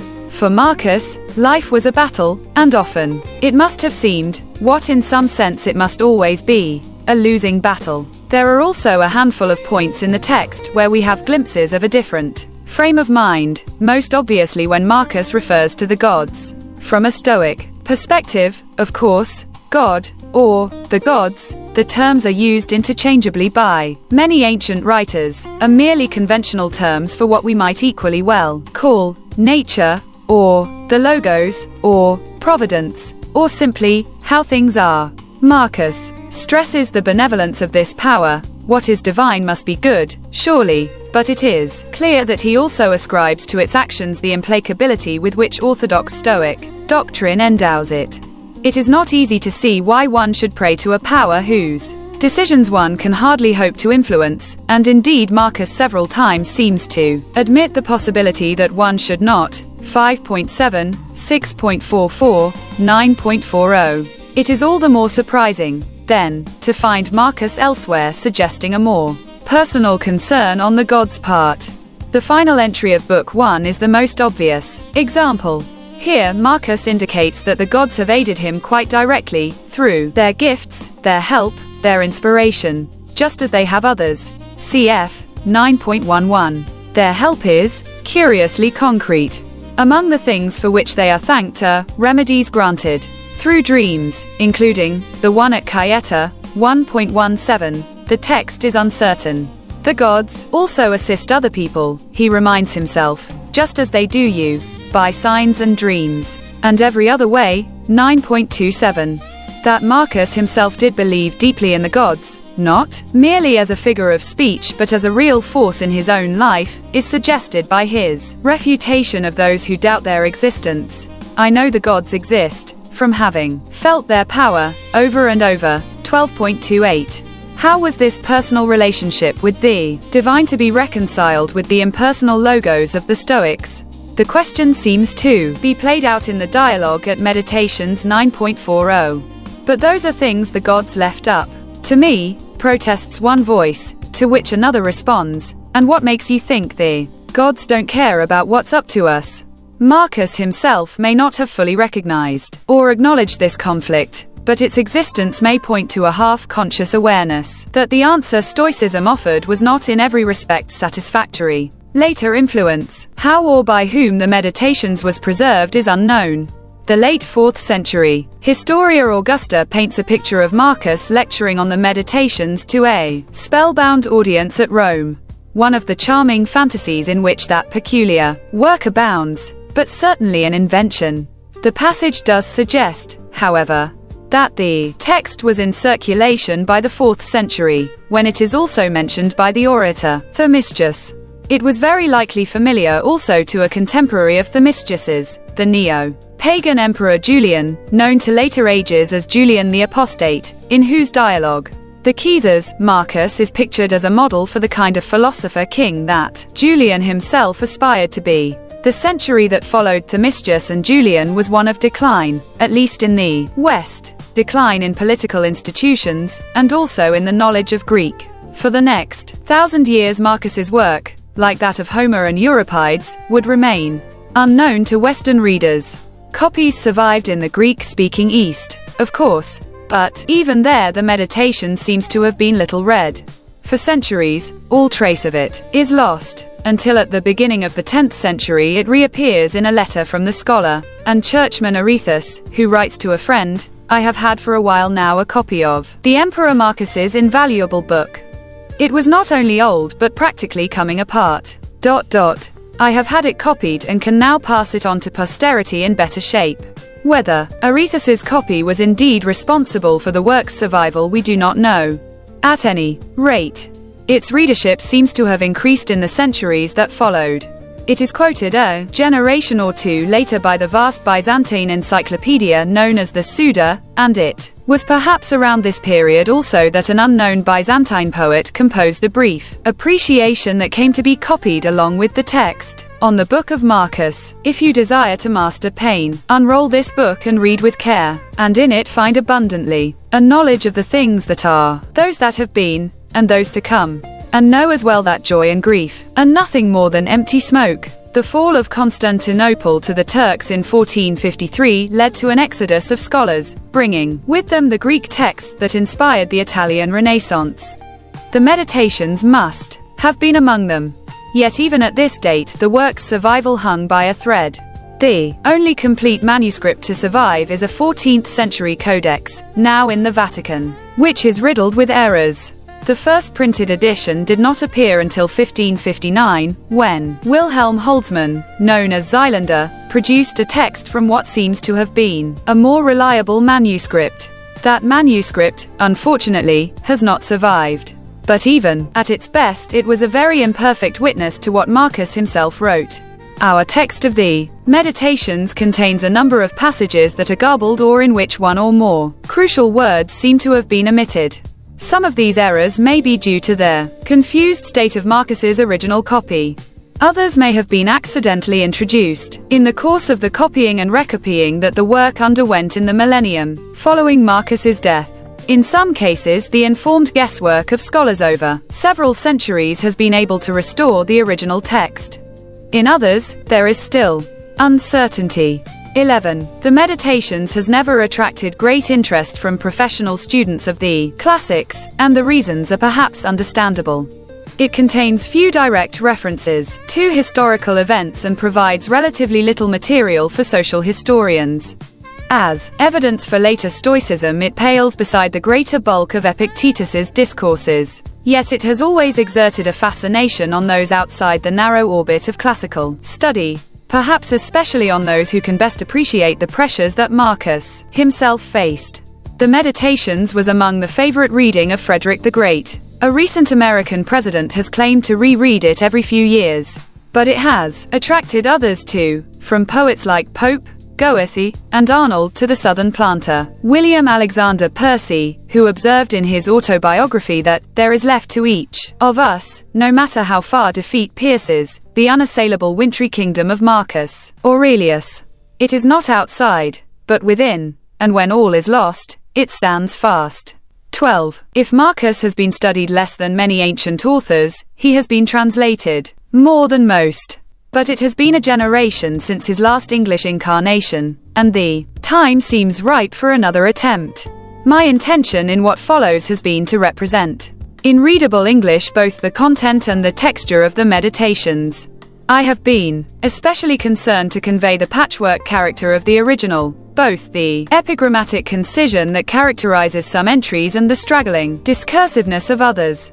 I hope the results will bear out my conviction that what a Roman emperor wrote long ago for his own use can still be meaningful to those far removed from him in time and space. We do not live in Marcus's world, but it is not as remote from us as we sometimes imagine. There could be no better witness to the effect of the Meditations on a modern reader than the Russian poet Joseph Brodsky, whose essay, Homage to Marcus Aurelius, takes its departure from the famous statue of the emperor on the Capitoline Hill in Rome. I saw him for the last time a few years ago, on a wet winter night, in the company of a stray Dalmatian. I was returning by taxi to my hotel after one of the most disastrous evenings in my entire life. The next morning I was leaving Rome for the States. I was drunk. The traffic moved with the speed one wishes for one's funeral. At the foot of the Capitol, I asked the driver to stop, paid, and got out of the car. Presently I discovered I was not alone. A middle-sized Dalmatian appeared out of nowhere and quietly sat down a couple of feet away. Its sudden presence was so oddly comforting that momentarily I felt like offering it one of my cigarettes. For a while we both stared at the horseman's statue, and suddenly, presumably because of the rain and the rhythmic pattern of Michelangelo's pilasters and arches, all got blurred, and against that blur, the shining statue, devoid of any geometry, seemed to be moving, not at great speed, and not out of this place, but enough for the Dalmatian to leave my side and follow the bronze progress. Further reading. The standard modern biography of Marcus is A.R. Burleigh, Marcus Aurelius, 1966, Reverend. ed. New Haven, Connecticut, Yale University Press, 1987, which makes full use of the principal ancient literary sources, not only the Meditations, especially Book 1, but the remains of the history of Dio Cassius, the letters of Fronto, and the biography of Marcus in the so-called Historia Augusta. Burleigh also draws on recent research into the careers of upper-class office holders, prosopography, and the workings of the imperial administration to paint a picture of Marcus's background and the society he moved in. The most comprehensive and reliable treatment of the Antonine Age can be found in the Cambridge Ancient History, Volume 11, The High Empire, AD 70 to 192, Cambridge University Press, 2000. Edward Gibbon's famous characterization of the period in the opening chapters of his History of the Decline and Fall of the Roman Empire remains well worth reading, although the picture it paints may be too rosy-colored. A useful counterbalance is E.R. Dodd's Pagan and Christian in an Age of Anxiety, Cambridge, Cambridge University Press, 1965, which offers a very different assessment of the period. Treatments of special topics abound, and only a few titles can be mentioned. The upper-class education that Marcus enjoyed is described by S.F. Bonner, Education in Ancient Rome, Berkeley, University of California Press, 1977.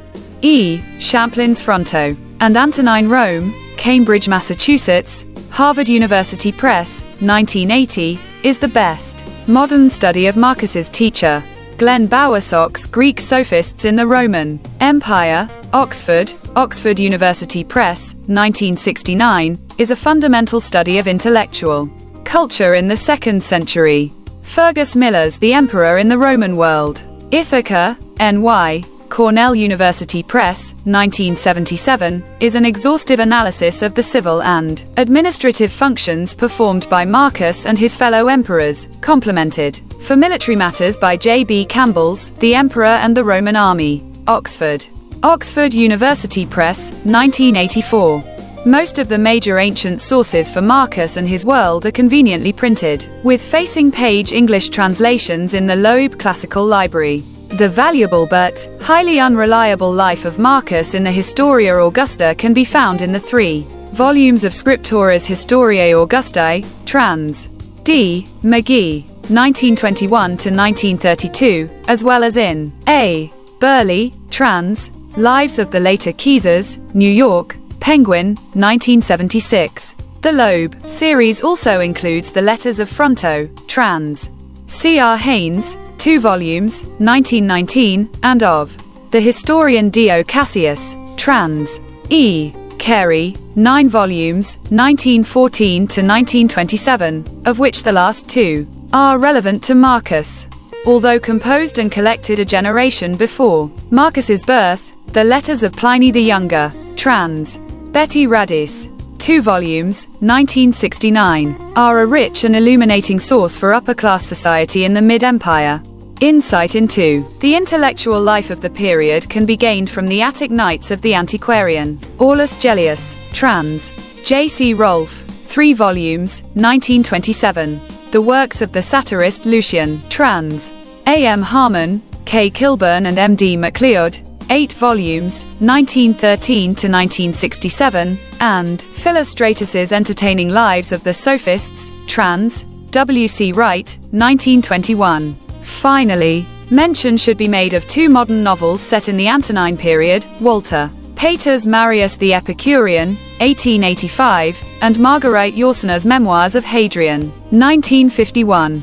Neither should be mistaken for a primary source, but each is, in its different way, a masterpiece. Recent work on Hellenistic philosophy has done much to illuminate the philosophical background of the Meditations. A clear and helpful introduction to both Stoicism and Epicureanism can be found in A. A. Long, Hellenistic Philosophy, London, Duckworth, 1974. On a much larger scale is Kayimpe Algra, Jonathan Barnes and Jupp Mansfeld, eds. The Cambridge History of Hellenistic Philosophy, New York, Cambridge University Press, 1999. On Stoicism see also F. H. Sandbach, The Stoics, London, Chatto and Windus, 1975, and J. Rist, Stoic Philosophy, Cambridge, Eng, Cambridge University Press, 1969. The works of the 2 most important Stoics, Zeno and Chrysippus, are largely lost. Their surviving fragments are translated in the 1st volume of A. A. Long and David Sedley, The Hellenistic Philosophers, New York, Cambridge University Press, 1987, which also includes much material on Epicureanism. An important source for the history of both schools is Diogenes Laertius's Lives of the Philosophers, trans. R. D. Hicks, in the Loeb series, 2 volumes, 1925. 13. For Stoicism under the Empire, the most important sources are the works of Seneca the Younger and Epictetus. The best introduction to Seneca is probably the Letters to Lucilius, of which a selection is available in Letters from a Stoic, trans. R. Campbell, New York, Penguin, 1969. Epictetus's Discourses and the Enchiridion are available in the Loeb series in a translation by W. A. Oldfather, 2 volumes, 1925. The Enchiridion has also been translated by T. W. Higginson, Indianapolis, Bobbs, Merrill, 1955. For the Meditations itself, the indispensable resource, though long out of print and difficult to obtain, is A. S. L. Farquharson's The Meditations of the Emperor Marcus Antoninus, 2 vols. Oxford, Eng, Oxford University Press, 1944. I have derived benefit from a number of earlier English translations, notably those of Farquharson, recently reprinted with a new introduction by R. B. Rutherford, George Long, 1862, C. R. Haynes, Loeb, 1916, G. M. A. Grube, Indianapolis, Bobbs Merrill, 1963, and Maxwell Staniforth, New York, Penguin, 1964, as well as from W. Thiler's German translation, Zurich, Artemis, 1951, and the French edition of Book 1 by Pierre Hadot, Paris, Les Belles Lettres, 1998. The best modern edition of the Greek text is that by J. Dalphin, 2d ed., B. G. Tobner, 1987, though in Vex passages I have sometimes preferred different readings. Among scholarly studies of the Meditations, 3 in particular deserve mention. P. A. Brunt, Marcus Aurelius in his Meditations, Journal of Roman Studies 64, 1974, 1-20, analyzes the themes that especially exercise Marcus. Pierre Hadot, The Inner Citadel, The Meditations of Marcus Aurelius, trans. M. Chase, Cambridge, Massachusetts, Harvard University Press, 1998, is a thoughtful reconstruction of Marcus's philosophical system. R. B. Rutherford, The Meditations of Marcus Aurelius, a Study. Oxford, Eng, Clarendon, 1989, is an excellent analysis from a more literary perspective, with good remarks also on Marcus's relationship with the gods. Among the many appreciations by non-classicists to deserve special mention, Matthew Arnold's Marcus Aurelius, originally a review of Long's translation, in his Lectures and Essays in Criticism, ed. R. H. Super, Ann Arbor, University of Michigan Press, 1962, and Joseph Brodsky's Homage to Marcus Aurelius, in his collection on Grief and Reason, New York, Farrar, Straus and Giroux, 1995. Acknowledgements. Karen Schwabach read through an initial draft of the translation and suggested numerous improvements, for which I am deeply grateful. For help of various sorts I am also indebted to Deborah Demania, Gregory Gelbard, Krista Kane, Charles Matthews, Catherine Odell, Hayden Palicia, Ellen Schumacher, and Alphonse Vinn. My colleagues in the Department of Classics at the University of Virginia, and in particular, my department chair, John Miller, made it possible for me to take course relief during the fall semester of 2001, when much of the work was completed. Thanks are due, finally, to my editor, Will Murphy, for his patience and enthusiasm for this project. Introduction notes. 1. In this larger sense, rather than attempting to translate it, I have generally left it simply as the logos. I hope that readers who have assimilated such terms as karma and the Tao will be prepared to welcome this one too. 2. So, too, some modern physicists have imagined a series of universes produced by an alternation of expansions and contractions, big bangs, and big crunches. 3. Ramsay MacMullen, Enemies of the Roman Order, Cambridge, Massachusetts, Harvard University Press, 1966, page 48. 4. Earlier translators have been driven to clumsy equivalents such as guiding reason. I have generally rendered it mind, as being perhaps the least unsatisfactory English equivalent. 5. 2 examples are worth pointing to. Marcus finds the gladiatorial combat and the brutal executions of the arena a source of tedium. 6.46. That they might be morally wrong seems never to have occurred to him. He prides himself on not having taken sexual advantage of his slaves, not because it would have been harmful or unjust to them, but because such self-indulgence would have been damaging to his own character. 1.17. There is no sign that he ever questioned slavery as an institution. If asked, he would no doubt have responded that, true, slavery is the self-enslavement of the mind to emotion and desire, cf. 8.3, 9.40, 11.30, actual bodily slavery is merely a condition to be accepted and endured, like nearsightedness or a cold. 6. A still better title might be Memoranda, which suggests both the miscellaneous character of the work and something about its intended function. Scores of entries begin with the injunctions to remember, or keep in mind, while the syntax of others, e.g., 12.18, presupposes such an admonition. 7. In order to stress the self-directed nature of the meditations, I have sometimes preferred to translate these as resolutions, too, rather than direct commands. 8. The conventional divisions and numbering go back only to the Latin translation, published by Thomas Gattaker in 1652. It cannot be regarded as authoritative, and I have occasionally split up a single entry into two, sometimes following earlier editors, sometimes not. 9. There are some striking omissions, which may or may not be significant. Antoninus's predecessor, Hadrian, is not mentioned, for example. It may be that Marcus disapproved of him, or simply that he had little contact with him before his death in 138. Perhaps more surprising is the lack of any reference to Herodes Atticus, from whom Marcus learned Greek rhetoric. Does this point to personal tensions that arose between the two in later years? Or does the omission stem from Marcus's move away from rhetoric toward philosophy? It is noteworthy that the Latin rhetorician Fronto, with whom Marcus seems to have been close, is allotted only a very brief entry in comparison with Marcus's philosophical preceptors. 10. The openings of books 2 and 3 differ from those that follow in, including a brief note to identify, presumably, the place of composition. We do not know whether these notes go back to Marcus himself, or why the other books lack them. The average length of the entries in these two books is perhaps slightly longer than in the later books, but there are few differences otherwise. Attempts to find a thematic thread within books 2 and 3 as a whole are not convincing. 11. I have noted the most egregious instances in the notes, and have marked within obelus, less than, greater than, a few passages where the original is impossible to reconstruct. 12. William Alexander Percy, Lanterns on the Levee, Baton Rouge, Louisiana State University Press, 1973, page 313. 13. A survey of work on the predecessors and rivals of the Stoics is obviously beyond the scope of this note, but two good starting points may be mentioned.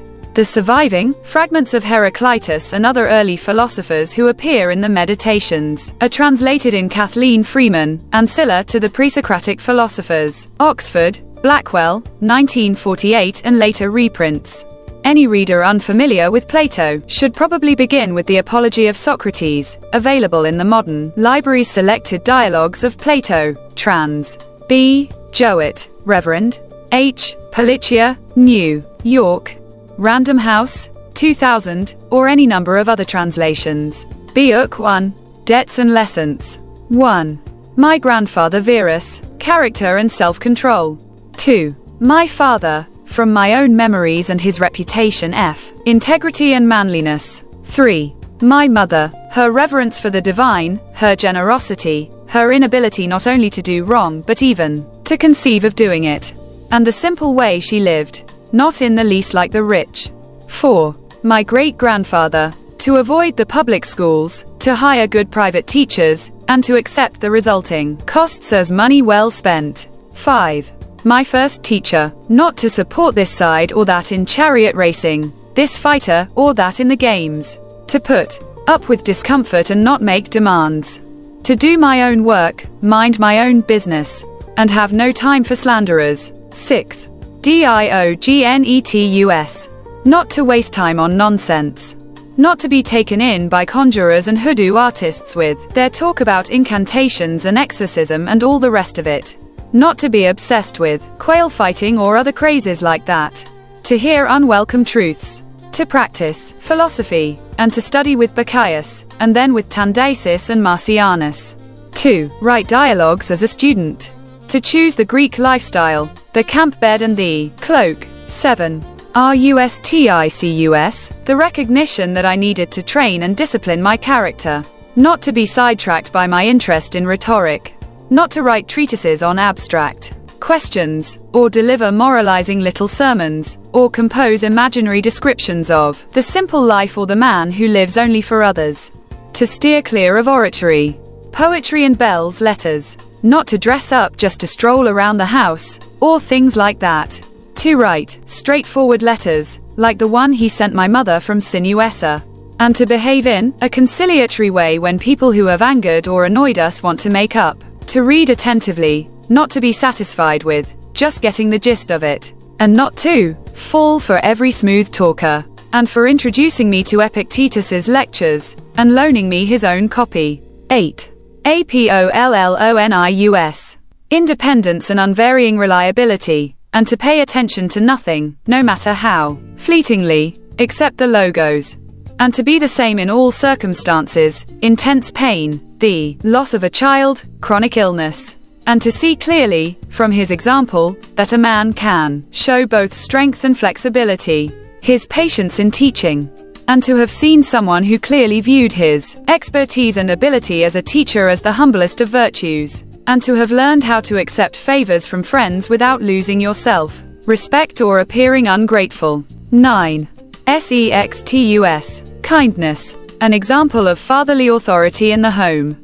What it means to live as nature requires gravity without airs, to show intuitive sympathy for friends, tolerance to amateurs and sloppy thinkers. His ability to get along with everyone, sharing his company was the highest of compliments, and the opportunity and honor for those around him, to investigate and analyze, with understanding and logic, the principles we ought to live by, not to display anger or other emotions, to be free of passion and yet full of love, to praise without bombast, to display expertise without pretension. 10.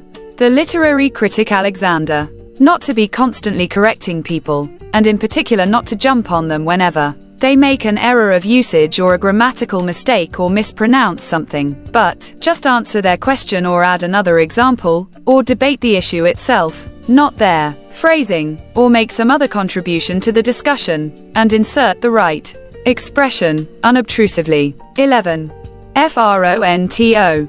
To recognize the malice, cunning, and hypocrisy that power produces, and the peculiar ruthlessness often shown by people from good families. 12. Alexander the Platonist. Not to be constantly telling people, or writing them, that I'm too busy, unless I really am. Similarly, not to be always ducking my responsibilities to the people around me, because of pressing business. 13. CATULUS. Not to shrug off a friend's resentment, even unjustified resentment, but try to put things right, to show your teachers ungrudging respect, the Domitius and Athenodotus story, and your children unfeigned love. 14. My brother, Severus, to love my family, truth and justice. It was through him that I encountered Thrasea, Helvidius, Cato, Dion and Brutus, and conceived of a society of equal laws, governed by equality of status and of speech, and of rulers who respect the liberty of their subjects above all else. And from him as well, to be steady and consistent in valuing philosophy, and to help others and be eager to share, not to be a pessimist, and never to doubt your friend's affection for you, and that when people incurred his disapproval, they always knew it, and that his friends never had to speculate about his attitude to anything. It was always clear. 15. Maximus Maximus. Self-control and resistance to distractions.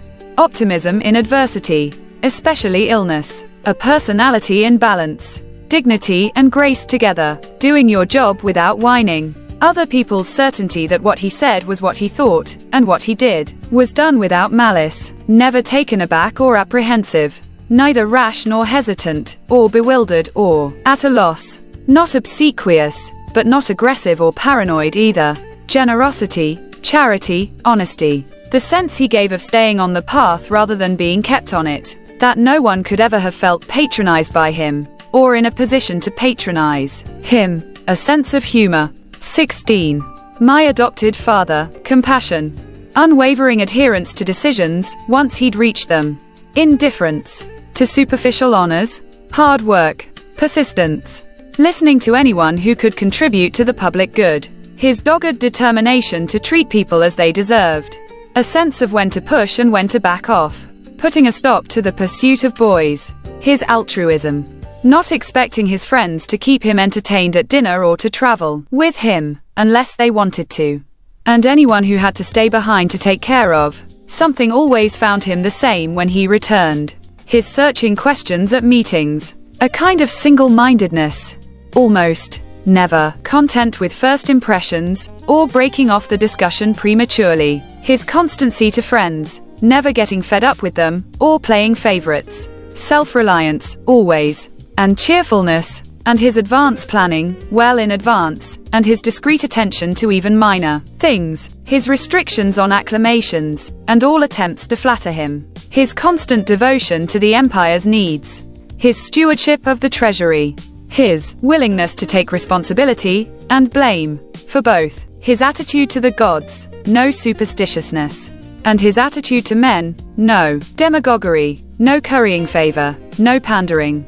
Always sober, always steady, and never vulgar or a prey to fads. The way he handled the material comforts that fortune had supplied him in such abundance, without arrogance and without apology.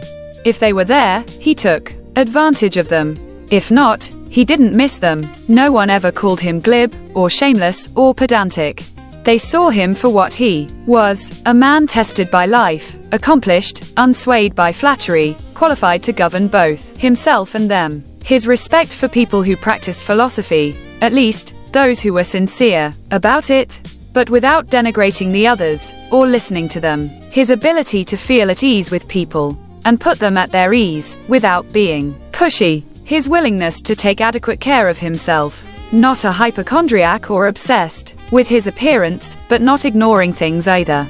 With the result that he hardly ever needed medical attention, or drugs or any sort of salve or ointment. This, in particular, his willingness to yield the floor to experts, in oratory, law, psychology, whatever, and to support them energetically, so that each of them could fulfill his potential. That he respected tradition without needing to constantly congratulate himself for safeguarding our traditional values. Not prone to go off on tangents, or pulled in all directions, but sticking with the same old places and the same old things.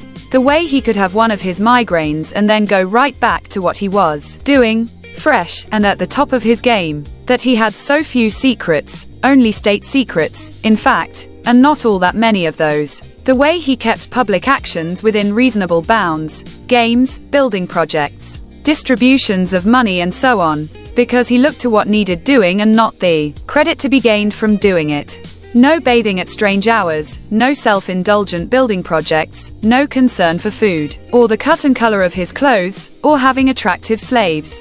The robe from his farm at Laurium, most of the things at Lanuvium, the way he accepted the customs agents' apology at Tusculum, etc. He never exhibited rudeness, lost control of himself, or turned violent. No one ever saw him sweat. Everything was to be approached logically and with due consideration, in a calm and orderly fashion but decisively, and with no loose ends. You could have said of him, as they say of Socrates, that he knew how to enjoy and abstain from things that most people find it hard to abstain from and all too easy to enjoy. Strength, perseverance, self-control in both areas. The mark of a soul in readiness. Indomitable. Maximus's illness. 17. The gods, that I had good grandparents, a good mother and father, a good sister, good teachers, good servants, relatives, friends, almost without exception. And that I never lost control of myself with any of them, although I had it in me to do that, and I might have easily. But thanks to the gods, I was never put in that position, and so escaped the test. That I wasn't raised by my grandfather's girlfriend for longer than I was. That I didn't lose my virginity too early, and didn't enter adulthood until it was time. Put it off, even. That I had someone, as a ruler and as a father, who could keep me from being arrogant and make me realize that even at court you can live without a troop of bodyguards, and gorgeous clothes, lamps, sculpture, the whole charade. That you can behave almost like an ordinary person without seeming slovenly or careless as a ruler, or when carrying out official obligations. That I had the kind of brother I did. One whose character challenged me to improve my own. One whose love and affection enriched my life. That my children weren't born stupid or physically deformed. That I wasn't more talented in rhetoric or poetry, or other areas. If I'd felt that I was making better progress, I might never have given them up. That I conferred on the people who brought me up the honors they seemed to want early on, instead of putting them off, since they were still young, with the hope that I'd do it later. that I knew Apollonius, and Rusticus, and Maximus, that I was shown clearly and often what it would be like to live as nature requires. The gods did all they could, through their gifts, their help, their inspiration, to ensure that I could live as nature demands. And if I failed, it's no one's fault but mine, because I didn't pay attention to what they told me, to what they taught me, practically, step by step, that my body has held out, especially considering the life I've led, that I never laid a finger on Benedicta or on Theodotus, and that even later, when I was overcome by passion, I recovered from it. That even though I was often upset with Rusticus, I never did anything I would have regretted later. That even though she died young, at least my mother spent her last years with me. That whenever I felt like helping someone who was short of money, or otherwise in need, I never had to be told that I had no resources to do it with. And that I was never put in that position myself, of having to take something from someone else. That I have the wife I do, obedient, loving, humble. That my children had competent teachers, remedies granted through dreams, when I was coughing blood, for instance, and having fits of dizziness. And the one at Cayeta? That when I became interested in philosophy, I didn't fall into the hands of charlatans, and didn't get bogged down in writing treatises, or become absorbed by logic, chopping, or preoccupied with physics, all things for which we need the help of fortune and the gods. Book 2. On the River Gran, among the Quadi. 1. When you wake up in the morning, tell yourself, the people I deal with today will be meddling, ungrateful, arrogant, dishonest, jealous, and surly. They are like this because they can't tell good from evil. But I have seen the beauty of good, and the ugliness of evil, and have recognized that the wrongdoer has a nature related to my own, not of the same blood or birth, but the same mind, and possessing a share of the divine. And so, none of them can hurt me. No one can implicate me in ugliness. Nor can I feel angry at my relative, or hate him. We were born to work together like feet, hands, and eyes, like the two rows of teeth, upper and lower. To obstruct each other is unnatural.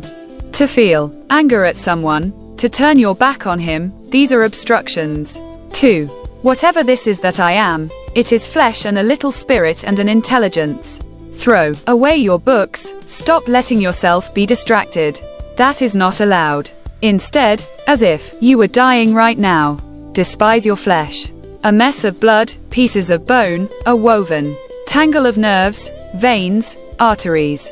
Consider what the spirit is, air, and never the same air, but vomited out and gulped in again every instant. Finally, the intelligence.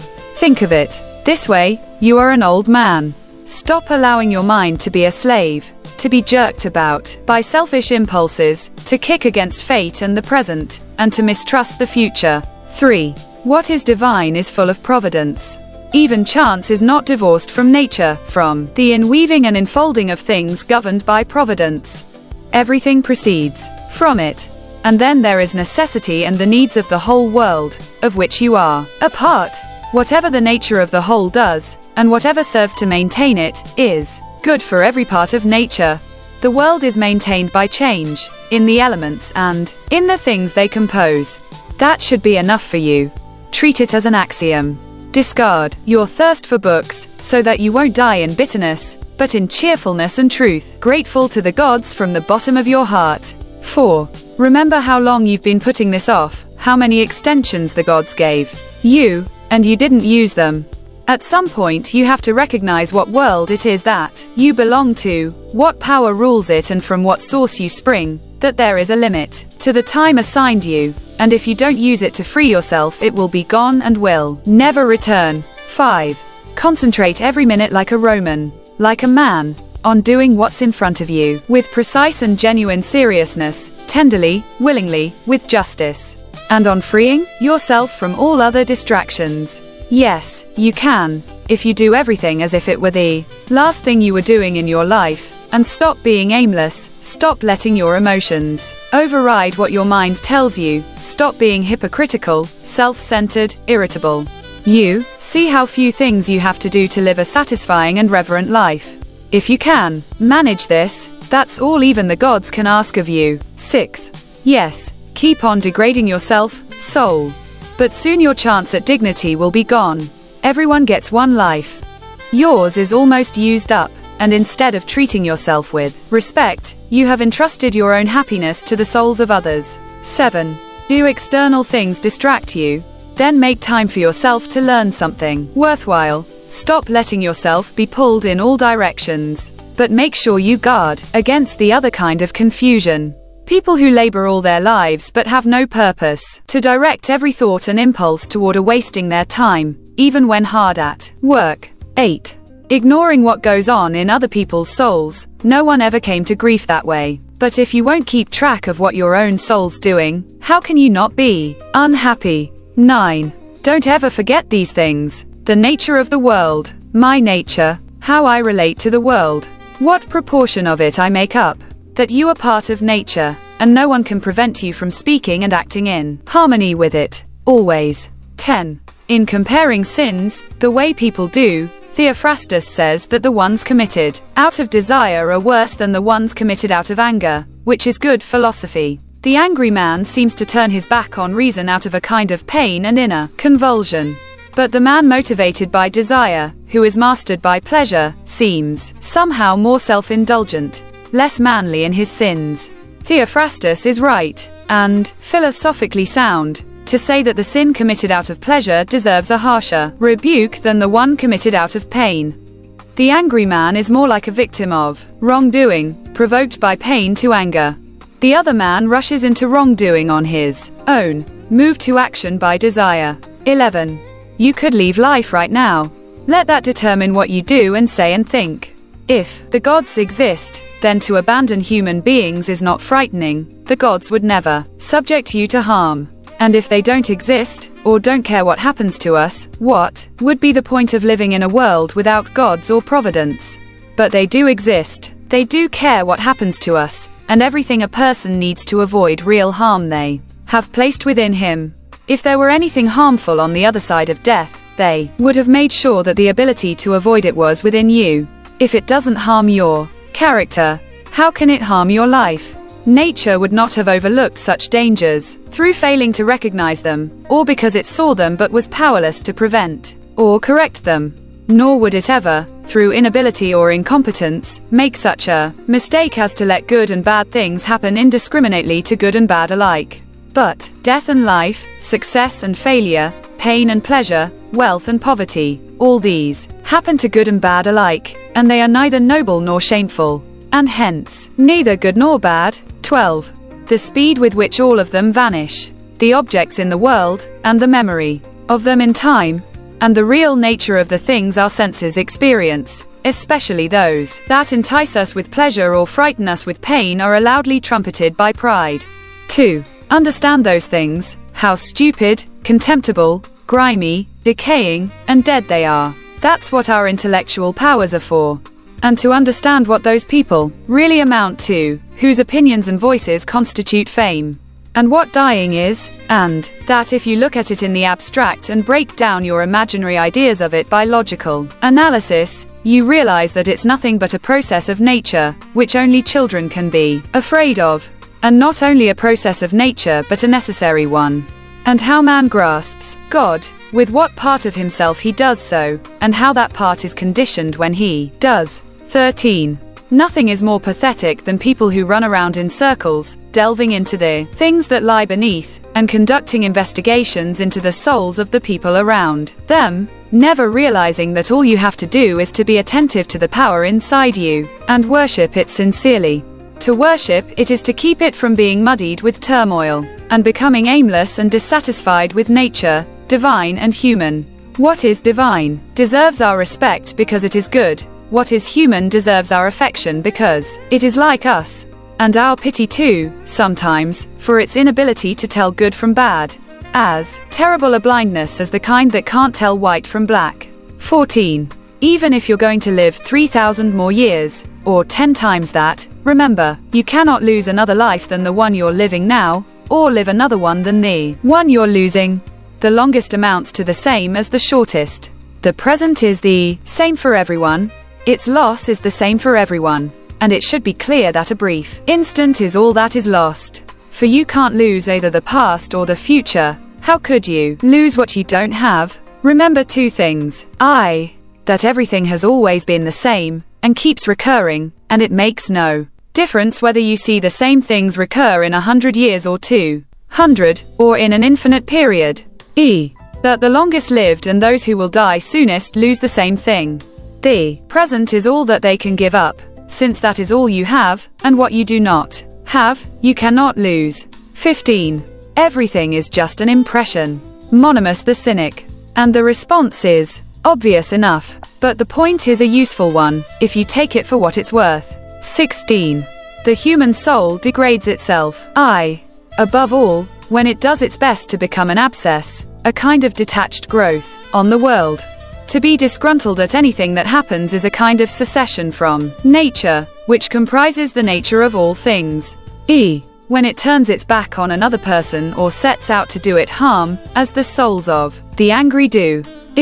When it is overpowered by pleasure or pain. When it puts on a mask and does or says something artificial or false. Versus when it allows its action and impulse to be without a purpose, to be random and disconnected. Even the smallest things ought to be directed toward a goal. But the goal of rational beings is to follow the rule and law of the most ancient of communities and states. 17. Human life. Duration, momentary. Nature, changeable. Perception, dim. Condition of body, decaying. Soul, spinning around. Fortune, unpredictable. Lasting fame, uncertain. Sum up, the body and its parts are a river, the soul a dream and mist. Life is warfare, and a journey far from home. Lasting reputation is oblivion. Then what can guide us? Only philosophy, which means making sure that the power within stays safe and free from assault. Superior to pleasure and pain. Doing nothing randomly or dishonestly and with imposture, not dependent on anyone else's doing something or not doing it. And making sure that it accepts what happens and what it is dealt as coming from the same place it came from. And above all, that it accepts death in a cheerful spirit, as nothing but the dissolution of the elements from which each living thing is composed. If it doesn't hurt the individual elements to change continually into one another, why are people afraid of all of them changing and separating? It's a natural thing, and nothing natural is evil.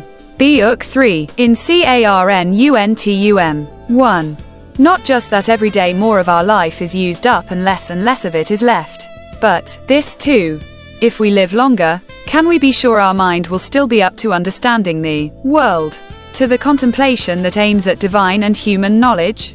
If our mind starts to wander, we'll still go on breathing, go on eating, imagining things, feeling urges, and so on. But getting the most out of ourselves, calculating where our duty lies, analyzing what we hear and see, deciding whether it's time to call it quits. All the things you need a healthy mind for. All those are gone. So we need to hurry. Not just because we move daily closer to death, but also because our understanding, our grasp of the world, may be gone before we get there. 2. We should remember that even nature's inadvertence has its own charm, its own attractiveness. The way loaves of bread split open on top in the oven, the ridges are just byproducts of the baking, and yet pleasing. Somehow, they rouse our appetite without our knowing why. Or how ripe figs begin to burst, and olives on the point of falling, the shadow of decay gives them a peculiar beauty. Stalks of wheat bending under their own weight. The furrowed brow of the lion, flecks of foam on the boar's mouth, and other things. If you look at them in isolation, there's nothing beautiful about them. And yet by supplementing nature they enrich it and draw us in. And anyone with a feeling for nature, a deeper sensitivity, will find it all gives pleasure. Even what seems inadvertent. He'll find the jaws of live animals as beautiful as painted ones or sculptures. He'll look calmly at the distinct beauty of old age in men, women, and at the loveliness of children. And other things like that will call out to him constantly. Things unnoticed by others. Things seen only by those at home with nature and its works. 3. Hippocrates cured many illnesses, and then fell ill and died. The Chaldeans predicted the deaths of many others. In due course their own hour arrived. Alexander, Pompey, Caesar, who utterly destroyed so many cities, cut down so many thousand, foot and horse in battle. they too departed this life. Heraclitus often told us the world would end in fire, but it was moisture that carried him off. He died smeared with cow shit. Democritus was killed by ordinary vermin, Socrates by the humankind. And you boarded, you set sail, you've made the passage. Time to disembark. If it's for another life, well, there's nowhere without gods on that side either. If to nothingness, then you no longer have to put up with pain and pleasure, or go on dancing attendance on this battered crate, your body, so much inferior to that which serves it. One is mind and spirit, the other earth and garbage. 4. Don't waste the rest of your time here worrying about other people, unless it affects the common good. It will keep you from doing anything useful. You'll be too preoccupied with what so and so is doing, and why, and what they're saying, and what they're thinking, and what they're up to, and all the other things that throw you off and keep you from focusing on your own mind. You need to avoid certain things in your train of thought. Everything random, everything irrelevant, and certainly everything self-important or malicious. You need to get used to winnowing your thoughts, so that if someone says, "What are you thinking about?" you can respond at once, and truthfully, that you are thinking this or thinking that. And it would be obvious at once from your answer that your thoughts were straightforward and considerate ones. The thoughts of an unselfish person. 1. Unconcerned with pleasure and with sensual indulgence generally, with squabbling, with slander and envy, or anything else you'd be ashamed to be caught thinking. Someone like that, someone who refuses to put off joining the elect, is a kind of priest, a servant of the gods, in touch with what is within him and what keeps a person undefiled by pleasures, invulnerable to any pain, untouched by arrogance, unaffected by meanness, an athlete in the greatest of all contests, the struggle not to be overwhelmed by anything that happens, with what leaves us dyed indelibly by justice, welcoming wholeheartedly whatever comes, whatever we're assigned, not worrying too often, or with any selfish motive, about what other people say, or do, or think. He does only what is his to do, and considers constantly what the world has in store for him, doing his best, and trusting that all is for the best. For we carry our fate with us, and it carries us. He keeps in mind that all rational things are related, and that to care for all human beings is part of being human. Which doesn't mean we have to share their opinions. We should listen only to those whose lives conform to nature, and the others, he bears in mind what sort of people they are, both at home and abroad, by night as well as day, and who they spend their time with, and he cares nothing for their praise, men who can't even meet their own standards. 5. How to act, never under compulsion, out of selfishness, without forethought, with misgivings. Don't gussy up your thoughts. No surplus words or unnecessary actions. Let the spirit in you represent a man, an adult, a citizen, a Roman, a ruler, taking up his post like a soldier and patiently awaiting his recall from life, needing no oath or witness, cheerfulness, without requiring other people's help, or serenity supplied by others, to stand up straight, not straightened. 6. If, at some point in your life, you should come across anything better than justice, honesty, self-control, courage, then a mind satisfied that it has succeeded in enabling you to act rationally, and satisfied to accept what's beyond its control. If you find anything better than that, embrace it without reservations. It must be an extraordinary thing indeed, and enjoy it to the full. But if nothing presents itself that's superior to the spirit that lives within, the one that has subordinated individual desires to itself, that discriminates among impressions, that has broken free of physical temptations, as Socrates used to say, and subordinated itself to the gods, and looks out for human beings' welfare. If you find that there's nothing more important or valuable than that, then don't make room for anything but it, for anything that might lead you astray, tempt you off the road, and leave you unable to devote yourself completely to achieving the goodness that is uniquely yours. It would be wrong for anything to stand between you and attaining goodness, as a rational being and a citizen. Anything at all, the applause of the crowd, high office, wealth, or self-indulgence. All of them might seem to be compatible with it, for a while. But suddenly they control us and sweep us away. So make your choice straightforwardly, once and for all, and stick to it. Choose what's best. Best is what benefits me. As a rational being, then follow through. Or just as an animal, then say so and stand your ground without making a show of it. Just make sure you've done your homework first. 7. Never regard something as doing you good if it makes you betray a trust, or lose your sense of shame, or makes you show hatred, suspicion, ill will, or hypocrisy, or a desire for things best done behind closed doors. If you can privilege your own mind, your guiding spirit and your reverence for its powers, that should keep you clear of dramatics, of wailing and gnashing of teeth. You won't need solitude, or a cast of thousands, either. Above all, you'll be free of fear and desire. And how long your body will contain the soul that inhabits it will cause you not a moment's worry. If it's time for you to go, leave willingly, as you would to accomplish anything that can be done with grace and honor. And concentrate on this your whole life long. For your mind to be in the right state, the state a rational, civic mind should be in. 8. The mind of one set straight and purified. No puss, no dirt, no scabs, and not a life cut short by death, like an actor who stops before the play is done, the plot wound up. Neither servility nor arrogance, neither cringing nor disdain, neither excuses nor evasions. 9. Your ability to control your thoughts, treat it with respect. It's all that protects your mind from false perceptions, false to your nature, and that of all rational beings. It's what makes thoughtfulness possible, and affection for other people, and submission to the divine. 10. Forget everything else. Keep hold of this alone and remember it. Each of us lives, only now, this brief instant. The rest has been lived already, or is impossible to see. The span we live is small, small as the corner of the earth in which we live it. Small as even the greatest renown, passed from mouth to mouth by short-lived stick figures, ignorant alike of themselves and those long dead. 11.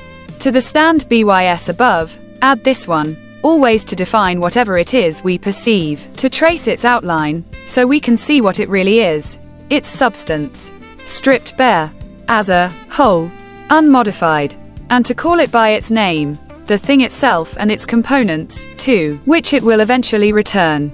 Nothing is so conducive to spiritual growth as this capacity for logical and accurate analysis of everything that happens to us. To look at it in such a way that we understand what need it fulfills, and in what kind of world, and its value to that world as a whole and to man in particular, as a citizen of that higher city, of which all other cities are mere households. What is it? This thing that now forces itself on my notice. What is it made up of? How long was it designed to last?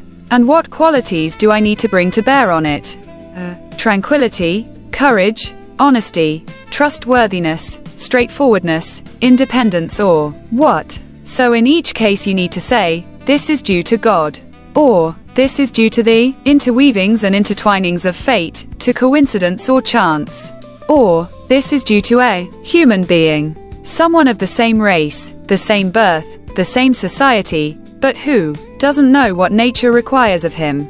But I do, and so I'll treat them as the law that binds us, the law of nature, requires, with kindness and with justice. And in inconsequential things, I'll do my best to treat them as they deserve. 12. If you do the job in a principled way, with diligence, energy and patience, if you keep yourself free of distractions, and keep the spirit inside you undamaged, as if you might have to give it back at any moment, if you can embrace this without fear or expectation, can find fulfillment in what you're doing now, as nature intended, and in superhuman truthfulness, every word, every utterance, then your life will be happy. No one can prevent that.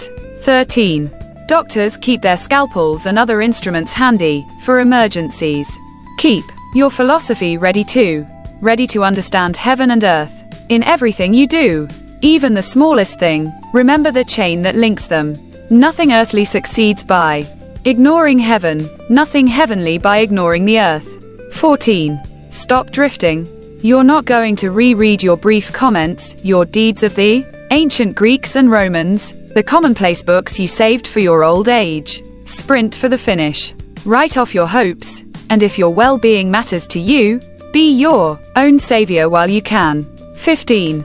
They don't realize how much is included in stealing, sewing, buying, resting, seeing to business. Not with the eyes, but another kind of sight. 16. Body, soul, mind, sensations, the body, desires, the soul, reasoning, the mind, to experience sensations. Even grazing beasts do that. To let your desires control you. Even wild animals do that. And rutting humans, and tyrants, from Phalaris to Nero. To make your mind your guide to what seems best. Even people who deny the gods do that. Even people who betray their country. Even people who do less than, greater than behind closed doors. If all the rest is common coin, then what is unique to the good man? To welcome with affection what is sent by fate. Not to stain or disturb the spirit within him with a mess of false beliefs.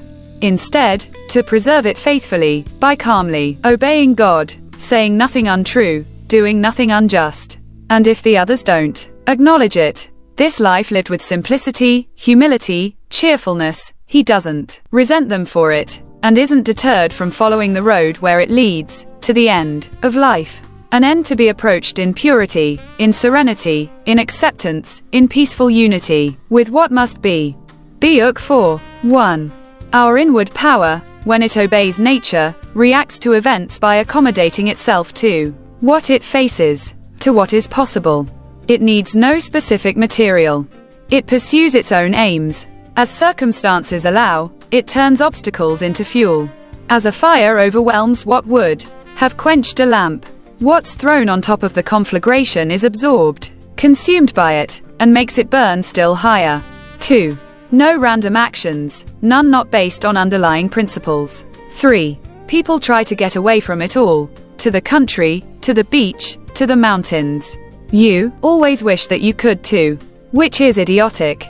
You can get away from it anytime you like, by going within. Nowhere you can go is more peaceful, more free of interruptions, than your own soul, especially if you have other things to rely on. An instant's recollection and there it is. Complete tranquility. And by tranquility I mean a kind of harmony. So keep getting away from it all, like that. Renew yourself, but keep it brief and basic. A quick visit should be enough to ward off all less than, greater than, and send you back ready to face what awaits you. What's there to complain about? People's misbehavior. But take into consideration that rational beings exist for one another, that doing what's right sometimes requires patience, that no one does the wrong thing deliberately, and the number of people who have feuded and envied and hated and fought and died and been buried. And keep your mouth shut. Or are you complaining about the things the world assigns you? But consider the two options, providence or atoms, and all the arguments for seeing the world as a city. Or is it your body? Keep in mind that when the mind detaches itself and realizes its own nature, it no longer has anything to do with ordinary life, the rough and the smooth, either one. And remember all you've been taught and accepted about pain and pleasure? Or is it your reputation that's bothering you? But look at how soon we're all forgotten. The abyss of endless time that swallows it all. The emptiness of all those applauding hands. The people who praise us, how capricious they are, how arbitrary. And the tiny region in which it all takes place. The whole earth a point in space, and most of it uninhabited. How many people there will be to admire you, and who they are. So keep this refuge in mind. The back roads of yourself. Above all, no strain and no stress. Be straightforward. Look at things like a man, like a human being, like a citizen, like a mortal. And among the things you turn to, these two, that things have no hold on the soul. They stand there unmoving. Outside it, disturbance comes only from within, from our own perceptions. That everything you see will soon alter and cease to exist. Think of how many changes you've already seen. The world is nothing but change. Our life is only perception. 4. If thought is something we share, then so is reason. What makes us reasoning beings? If so, then the reason that tells us what to do and what not to do is also shared. And if so, we share a common law. And thus, are fellow citizens. And fellow citizens of something. And in that case, our state must be the world. What other entity could all of humanity belong to? And from it, from this state that we share, come thought and reason and law. Where else could they come from? The earth that composes me derives from earth. The water from some other element, the air from its own source, the heat and fire from theirs, since nothing comes from nothing, or returns to it. So thought must derive from somewhere else as well. 5.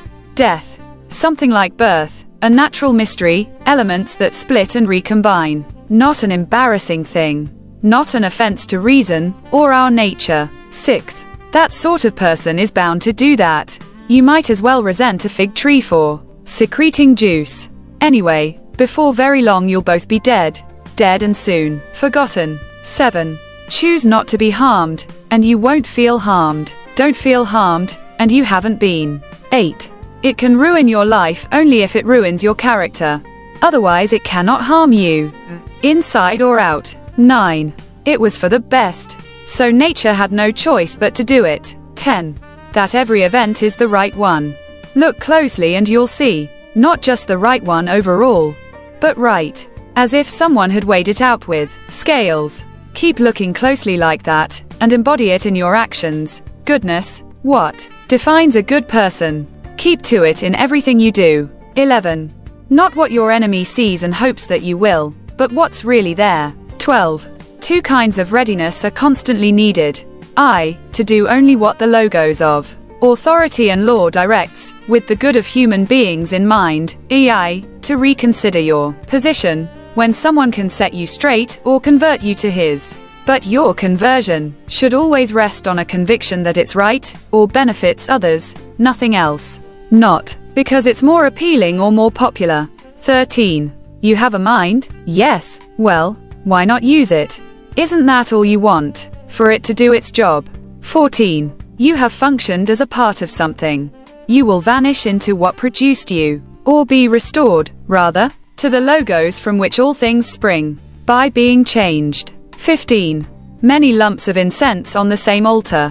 One crumbles now, one later, but it makes no difference. 16. Now they see you as a beast, a monkey, but in a week they'll think you're a god, if you rediscover your beliefs and honor the logos. 17. Not to live as if you had endless years ahead of you. Death overshadows you, while you're alive and able. Be good. 18. The tranquility that comes when you stop caring what they say, or think, or do, only what you do. Is this fair? Is this the right thing to do? Less than. Greater than not to be distracted by their darkness. To run straight for the finish line. Unserving. 19. People who are excited by posthumous fame forget that the people who remember them will soon die too, and those after them in turn, until their memory, passed from one to another like a candle flame, gutters and goes out. But suppose that those who remembered you were immortal and your memory, undying. What good would it do you? And I don't just mean when you're dead, but in your own lifetime. What use is praise, except to make your lifestyle a little more comfortable? You're out of step, neglecting the gifts of nature to hand on someone's words in the future. Quote 20. Beautiful things of any kind are beautiful in themselves and sufficient to themselves. Praise is extraneous. The object of praise remains what it was, no better and no worse. This applies, I think, even to beautiful things in ordinary life, physical objects, artworks. Does anything genuinely beautiful need supplementing? No more than justice does. Or truth, or kindness, or humility. Are any of those improved by being praised? Or damaged by contempt? Is an emerald suddenly flawed if no one admires it? Or gold, or ivory, or purple? Lyres, knives, flowers, bushes. 21. If our souls survive, how does the air find room for them? All of them. Since the beginning of time, how does the earth find room for all the bodies buried in it since the beginning of time? They linger for whatever length of time, and then, through change and decomposition, make room for others. So too with the souls that inhabit the air. They linger a little, and then are changed, diffused and kindled into fire, absorbed into the logos from which all things spring, and so make room for new arrivals. One possible answer. But we shouldn't think only of the mass of buried bodies. There are the ones consumed on a daily basis by us and by other animals. How many are swallowed up like that, entombed in the bodies of those nourished by them, and yet there is room for them all, converted into flesh and blood, transformed to air and fire. How is the truth of this determined? Through analysis, material and cause. 22. Not to be driven this way and that, but always to behave with justice and see things as they are. 23. To the world, your harmony is mine. Whatever time you choose is the right time. Not late, not early. To nature, what the turn of your seasons brings me falls like ripe fruit. All things are born from you, exist in you, return to you. The poet says, dear city of Cecrops, can't you bring yourself to say, of Zeus? 24. If you seek tranquility, do less. Or, more accurately, do what's essential, what the logos of a social being requires, and in the requisite way. Which brings a double satisfaction. To do less, better, because most of what we say and do is not essential. If you can eliminate it, you'll have more time and more tranquility. Ask yourself at every moment, is this necessary? But we need to eliminate unnecessary assumptions as well. To eliminate the unnecessary actions that follow. 25. And then you might see what the life of the good man is like. Someone content with what nature assigns him, and satisfied with being just and kind himself. 26. You've seen that. Now look at this. Don't be disturbed. Uncomplicate yourself. Someone has done wrong to himself. Something happens to you. Good. It was meant for you by nature, woven into the pattern from the beginning. Life is short. That's all there is to say. Get what you can from the present. Thoughtfully, justly, unrestrained moderation. 27. An ordered world or a mishmash. But still an order. Can there be order within you, and not in everything else? In things so different, so dispersed, so intertwined. 28. Character. Dark, womanish, obstinate. Wolf, sheep, child, fool, cheat, buffoon, salesman, tyrant. 29. Alien, N. One who doesn't know what the world contains, or how it operates. Fugitive, N. One who evades his obligations to others. Blind, Ajay. One who keeps the eyes of his mind shut tight. Poor, Ajay, requiring others, not having the necessities of life in one's own possession. Rebel, N. One who is rebellious, one who withdraws from the logos of nature, because he resents its workings. It produced you, now it produces this. Schismatic, N. One who separates his own soul from others with the logos. They should be one. 30. A philosopher without clothes and one without books. I have nothing to eat, says he, as he stands there half naked, but I subsist on the logos. And with nothing to read, I subsist on it too. 31. Love the discipline you know, and let it support you. Entrust everything willingly to the gods, and then make your way through life. No one's master and no one's slave. 32. The age of Vespasian, for example.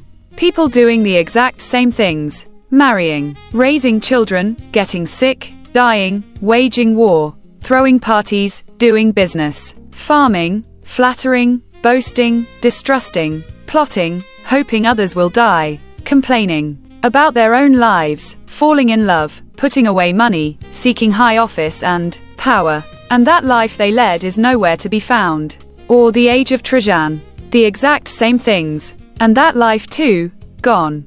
Survey the records of other eras, and see how many others gave their all and soon died and decomposed into the elements that formed them. But most of all, run through the list of those you knew yourself. Those who worked in vain, who failed to do what they should have remained fixed on, and found satisfaction in. A key point to bear in mind. The value of attentiveness varies in proportion to its object. You're better off not giving the small things more time than they deserve. 33. Words once in common use now sound archaic. And the names of the famous dead, as well. Camillus, Caeso, Volusus, Dentatus, Scipio and Cato, Augustus, Hadrian and Antoninus, and everything fades so quickly, turns into legend, and soon oblivion covers it. And those are the ones who shun the rest, unknown, unasked for, a minute after death. What is eternal fame? Emptiness. Then what should we work for? Only this: proper understanding, unselfish action, truthful speech.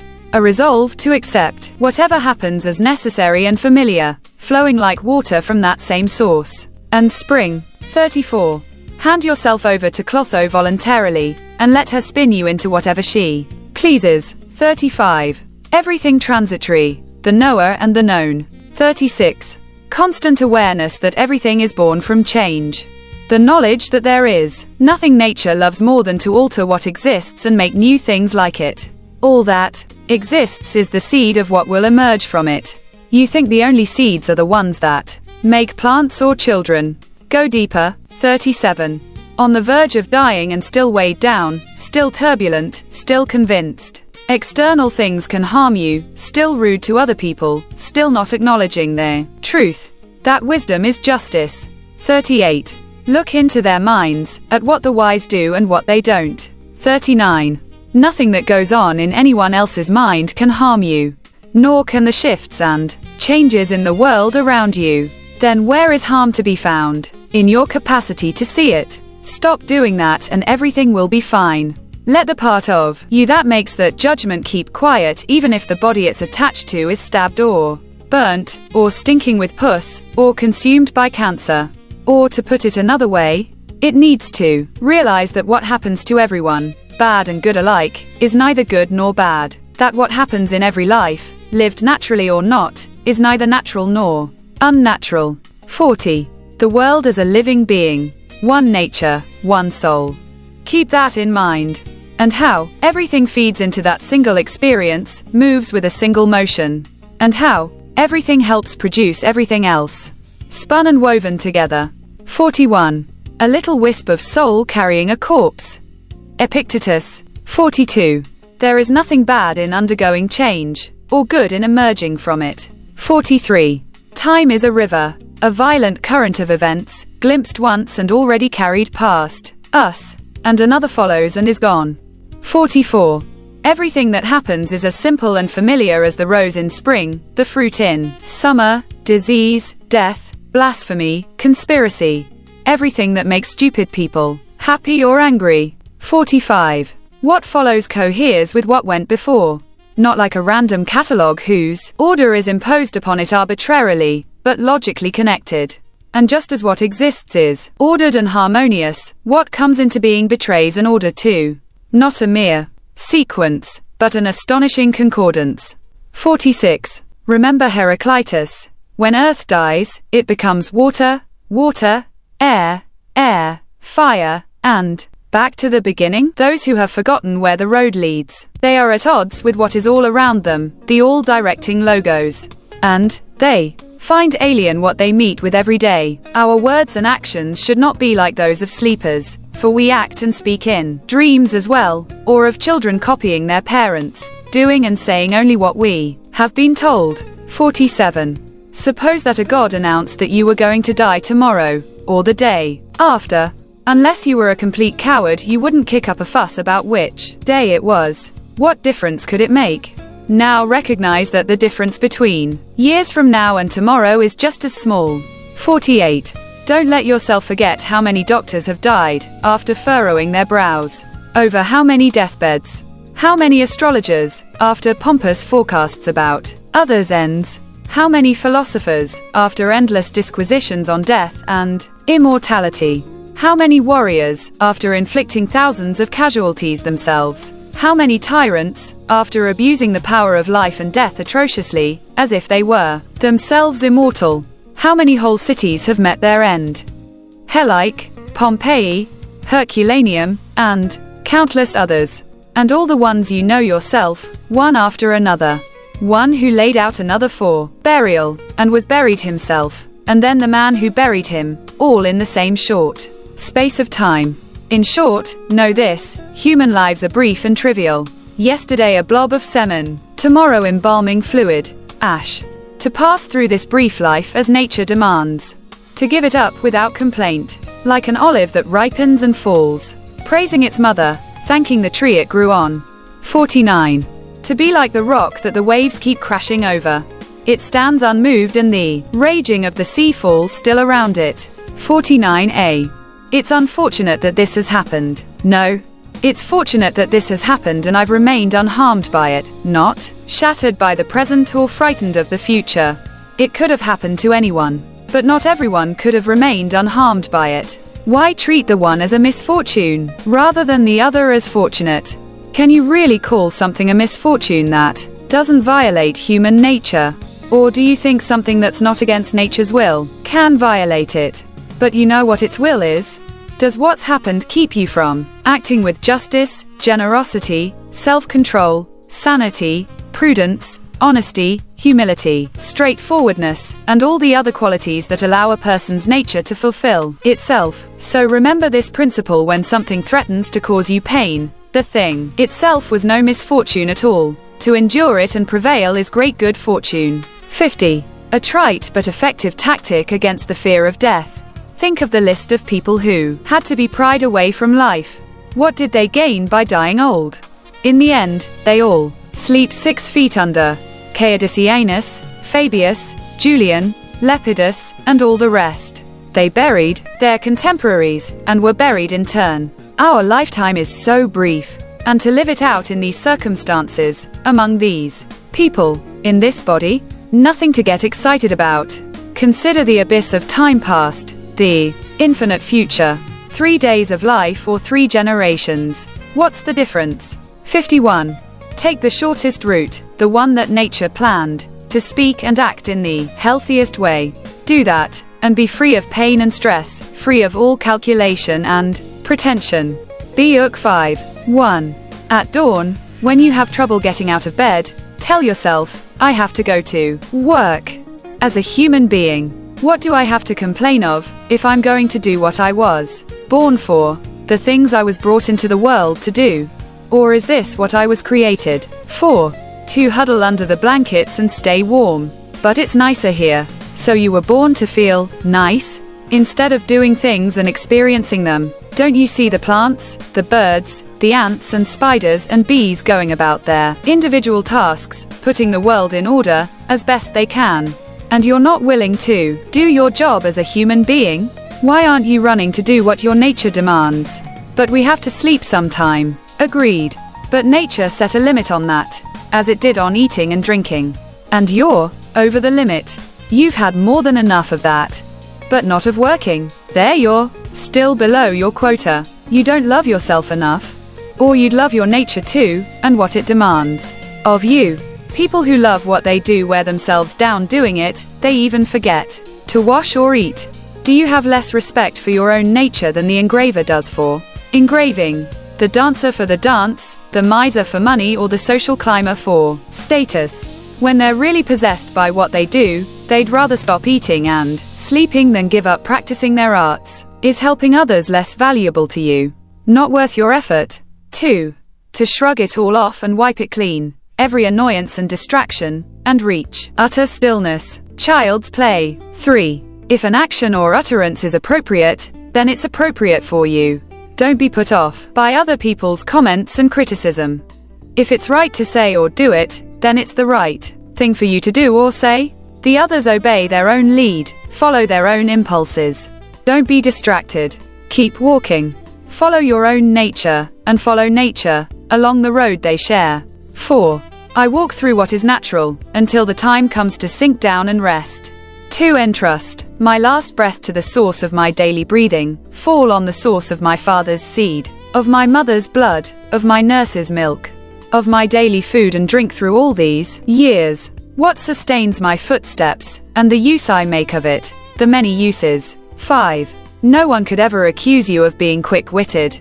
All right, but there are plenty of other things you can't claim you haven't got in you. Practice the virtues you can show. Honesty, gravity, endurance, austerity, resignation, abstinence, patience, sincerity, moderation, seriousness, high-mindedness. Don't you see how much you have to offer, beyond excuses like, can't? and yet you still settle for less? Or is it some inborn condition that makes you whiny and grasping and obsequious, makes you complain about your body and curry favor and show off and leaves you so turbulent inside? No. You could have broken free a long way back, and then you would have been only a little slow, not so quick on the uptake, and you need to work on that as well. That slowness, not something to be ignored, let alone to prize. 6. Some people, when they do someone a favor, are always looking for a chance to call it in, and some aren't, but they're still aware of it, still regard it as a debt. But others don't even do that. They're like a vine that produces grapes without looking for anything in return. A horse at the end of the race, a dog when the hunt is over, a bee with its honey stored, and a human being after helping others. They don't make a fuss about it. They just go on to something else, as the vine looks forward to bearing fruit again in season.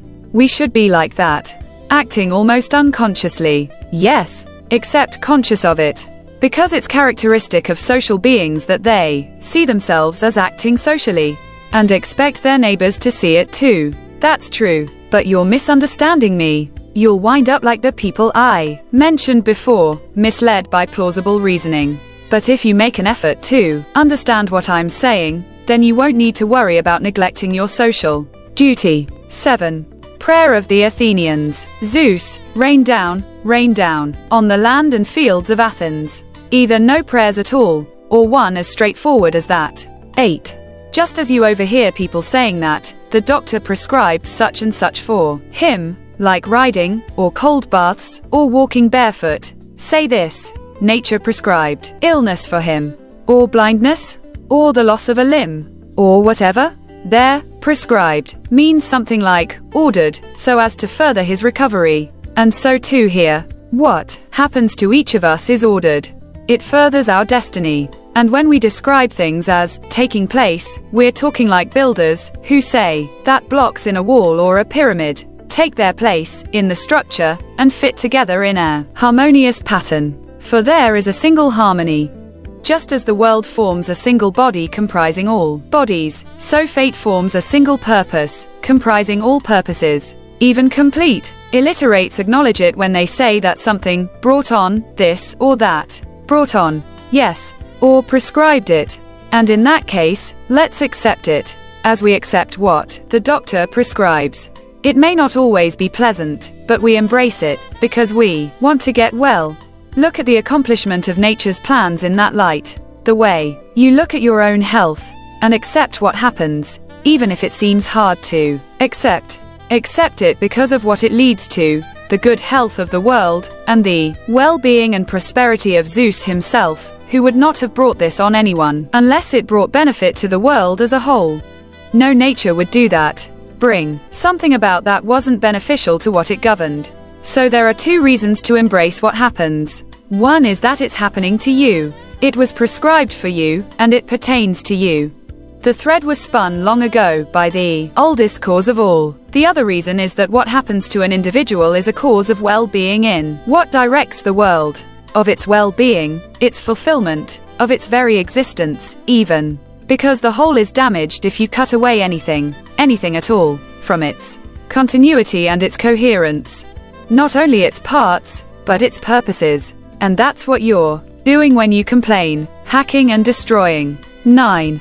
Not to feel exasperated, or defeated, or despondent because your days aren't packed with wise and moral actions, but to get back up when you fail, to celebrate behaving like a human, however imperfectly, and fully embrace the pursuit that you've embarked on, and not to think of philosophy as your instructor, but as the sponge and egg white that relieve ophthalmia, as a soothing ointment, a warm lotion.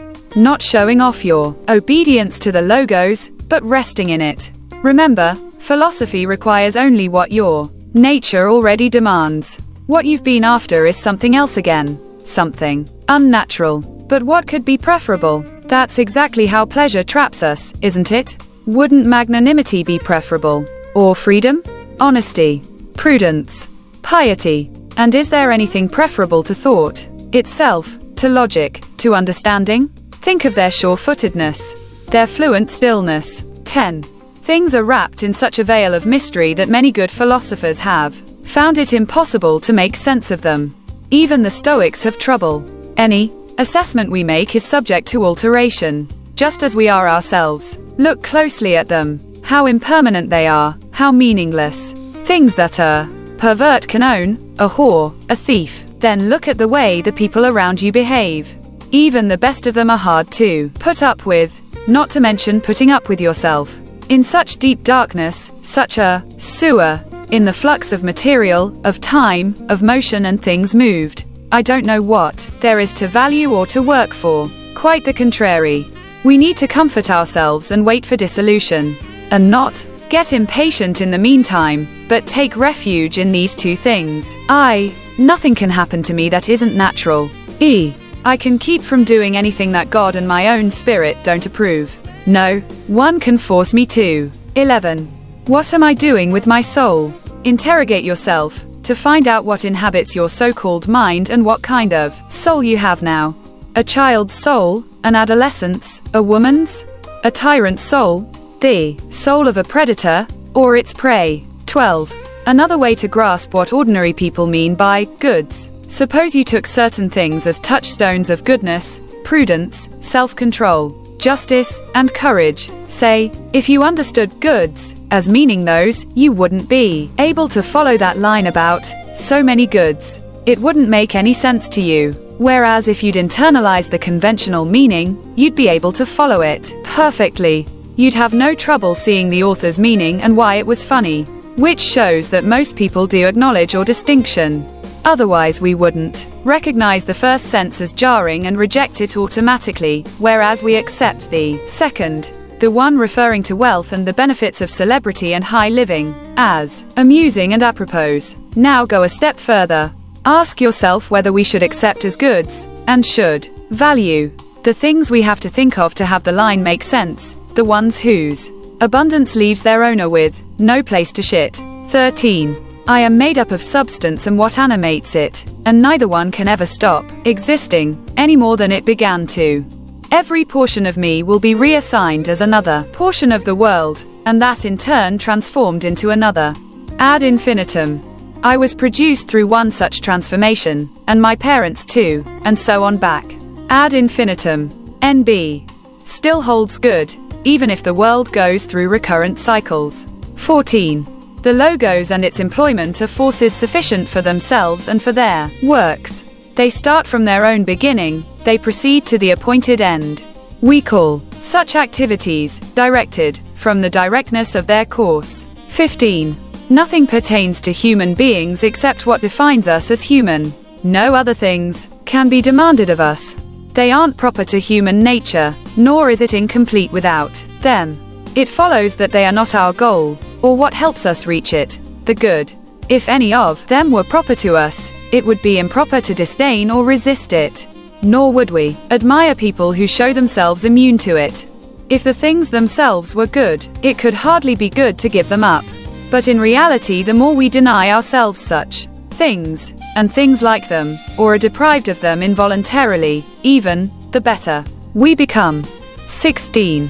The things you think about determine the quality of your mind. Your soul takes on the color of your thoughts. Color it with a run of thoughts like these. Any way you can lead your life, you can lead a good one. Lives are led at court, then good ones can be. Things gravitate toward what they were intended for. What things gravitate toward is their goal. A thing's goal is what benefits it. It's good. A rational being's good is unselfishness. What we were born for. That's nothing new. Remember, lower things for the sake of higher ones, and higher ones for one another. Things that have consciousness are higher than those that don't. And those, with the logos, still higher. 17. It is crazy to want what is impossible. And impossible for the wicked not to do so. 18. Nothing happens to anyone that he can't endure. The same thing happens to other people, and they weather it unharmed, out of sheer obliviousness or because they want to display character. Is wisdom really so much weaker than ignorance and vanity? 19. Things have no hold on the soul. They have no access to it, cannot move or direct it. It is moved and directed by itself alone. It takes the things before it and interprets them as it sees fit. 20. In a sense, people are our proper occupation. Our job is to do them good and put up with them. But when they obstruct our proper tasks, they become irrelevant to us, like sun, wind, animals. Our actions may be impeded by them, but there can be no impeding our intentions or our dispositions. Because we can accommodate and adapt. The mind adapts and converts to its own purposes the obstacle to our acting. The impediment to action advances action. What stands in the way becomes the way. 21. Honor that which is greatest in the world, that on whose business all things are employed and by whom they are governed. And honor what is greatest in yourself, the part that shares its nature with that power. All things, in you as well, are employed about its business, and your life is governed by it. 22. If it does not harm the community, it does not harm its members. When you think you've been injured, apply this rule. If the community isn't injured by it, neither am I, and if it is, anger is not the answer. Show the offender where he went wrong. 23. Keep in mind how fast things pass by and are gone. Those that are now, and those to come. Existence flows past us like a river. The what is in constant flux, the why has 1,000 variations. Nothing is stable, not even what's right here. The infinity of past and future gapes before us, a chasm whose depths we cannot see. So it would take an idiot to feel self-importance or distress, or any indignation, either. As if the things that irritate us lasted. 24. Remember, matter. How tiny your share of it. Time. How brief and fleeting your allotment of it. Fate. How small a role you play in it. 25. So other people hurt me? That's their problem. Their character and actions are not mine. What is done to me is ordained by nature, what I do by my own. 26. The mind is the ruler of the soul. It should remain unstirred by agitations of the flesh, gentle and violent ones alike, not mingling with them, but fencing itself off and keeping those feelings in their place. When they make their way into your thoughts, through the sympathetic link between mind and body, don't try to resist the sensation. The sensation is natural. But don't let the mind start in with judgments, calling it good or bad. 27. To live with the gods. And to do that is to show them that your soul accepts what it is given and does what the Spirit requires. The Spirit God gave each of us to lead and guide us, a fragment of Himself, which is our mind. Our logos. 28. Don't be irritated at people's smell or bad breath. What's the point? With that mouth, with those armpits, they're going to produce that odor. But they have a brain. Can't they figure it out? Can't they recognize the problem? So you have a brain as well. Good for you. Then use your logic to awaken his. Show him. Make him realize it. If he'll listen, then you'll have solved the problem. Without anger. 28a. Neither play a king nor prostitute. 29. You can live here as you expect to live there. And if they won't let you, you can depart life now and forfeit nothing. If the smoke makes me cough, I can leave. What's so hard about that? Until things reach that point, I'm free. No one can keep me from doing what I want. And I want what is proper to rational beings, living together. 30. The world's intelligence is not selfish. It created lower things for the sake of higher ones, and attuned the higher ones to one another. Look how it subordinates, how it connects, how it assigns each thing what each deserves, and brings the better things into alignment. 31. How have you behaved to the gods, to your parents, to your siblings, to your wife, to your children, to your teachers, to your nurses, to your friends, to your relatives, to your slaves? Have they all had from you nothing wrong and unworthy, either word or deed? Consider all that you've gone through, all that you've survived. And that the story of your life is done, your assignment complete. How many good things have you seen? How much pain and pleasure have you resisted? How many honors have you declined? How many unkind people have you been kind to? 32. Why do other souls, unskilled, untrained, disturb the soul with skill and understanding? And which is that? The one that knows the beginning and the end, and knows the logos that runs through all things, and that assigns to all a place, each in its allotted span, throughout the whole of time. 33. Soon you'll be ashes, or bones. A mere name, at most, and even that is just a sound, an echo. The things we want in life are empty, stale, and trivial. Dogs snarling at each other, quarreling children, laughing and then bursting into tears a moment later. Trust, shame, justice, truth, gone from the earth and only found in heaven. Why are you still here? Sensory objects are shifting and unstable. Our senses dim and easily deceived. The soul itself a decoction of the blood. Fame in a world like this is worthless. And so, wait for it patiently. Annihilation or metamorphosis. And until that time comes, what? Honor and revere the gods, treat human beings as they deserve, be tolerant with others and strict with yourself. Remember, nothing belongs to you but your flesh and blood, and nothing else is under your control. 34. You can lead an untroubled life provided you can grow, can think and act systematically. 2 characteristics shared by gods and men, and every rational creature. I. Not to let others hold you back. E. To locate goodness in thinking and doing the right thing, and to limit your desires to that. 35. If this evil is not of my doing, nor the result of it, and the community is not endangered, why should it bother me? Where's the danger for the community? 36. Not to be overwhelmed by what you imagine, but just do what you can and should. And if less than, greater than suffer in essentials, not to treat that as a defeat. Bad habit. Like the old man asking for the orphan's toy on the way out, even though he knew that's all it was. Like that. 36a. Up on the platform. Have you forgotten what's what? I know, but it was important to them, and so you have to be an idiot as well. 37. I was once a fortunate man, but at some point fortune abandoned me. But true good fortune is what you make for yourself. Good fortune, good character, good intentions, and good actions. Book 6. 1. Nature is pliable, obedient, and the logos that governs it has no reason to do evil. It knows no evil, does none, and causes harm to nothing. It dictates all beginnings and all endings. 2. Just that you do the right thing. The rest doesn't matter. Cold or warm, tired or well rested, despised or honored, dying, or busy with other assignments? Because dying, too, is one of our assignments in life. There as well. To do what needs doing. 3. Look inward. Don't let the true nature or value of anything elude you. 4.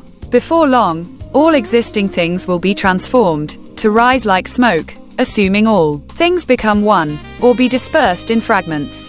5. The logos knows where it stands, and what it has to do, and what it has to work with. 6. The best revenge is not to be like that. 7. To move from one unselfish action to another with God in mind. Only there, delight and stillness. 8. The mind is that which is roused and directed by itself. It makes of itself what it chooses. It makes what it chooses of its own experience. 9. Everything is brought about by nature, not by anything beyond it, or within it, or apart from it. 10. I. Mixture, interaction, dispersal, or EA. Unity, order, design. Suppose why would I want to live in disorder and confusion? Why would I care about anything except the eventual dust to dust? And why would I feel any anxiety? Dispersal is certain, whatever I do. Or suppose reverence, serenity, faith in the power responsible. 11. When jarred, unavoidably, by circumstances, revert at once to yourself, and don't lose the rhythm more than you can help.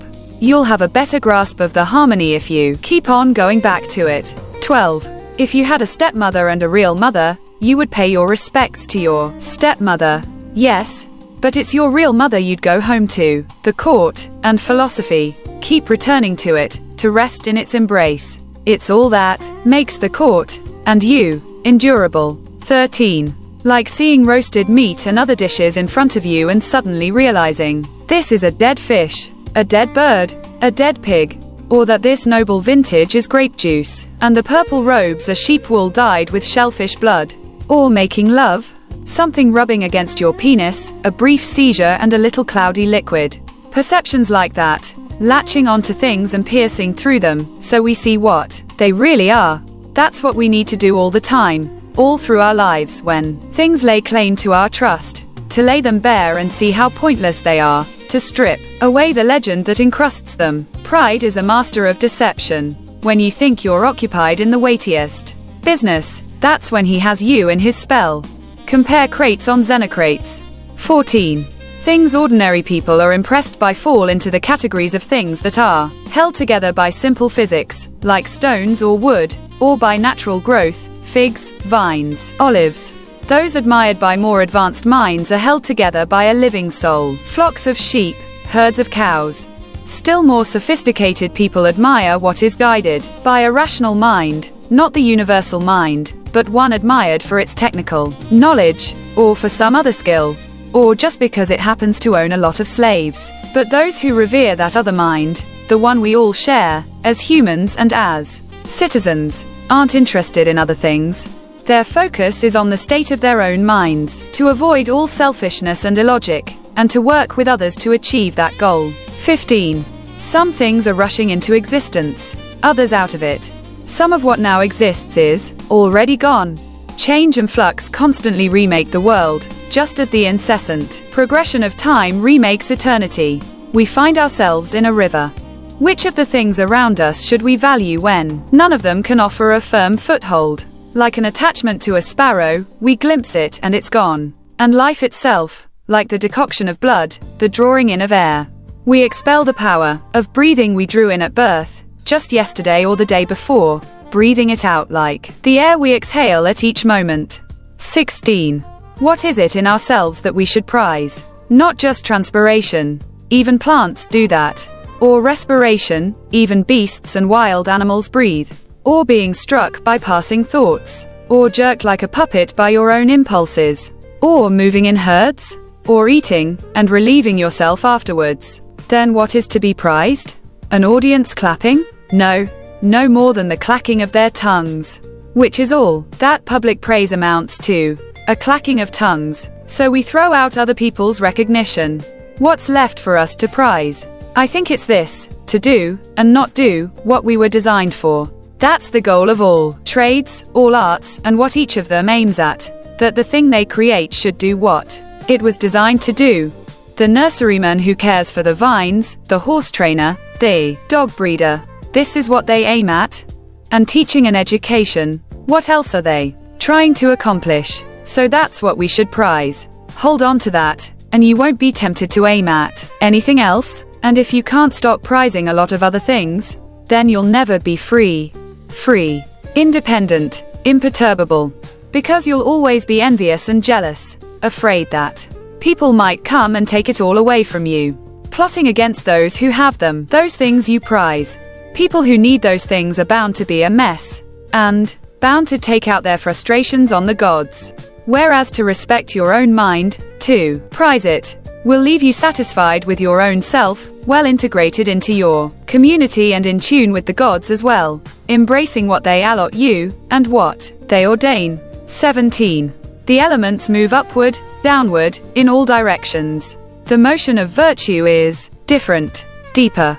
It moves at a steady pace on a road hard to discern, and always forward.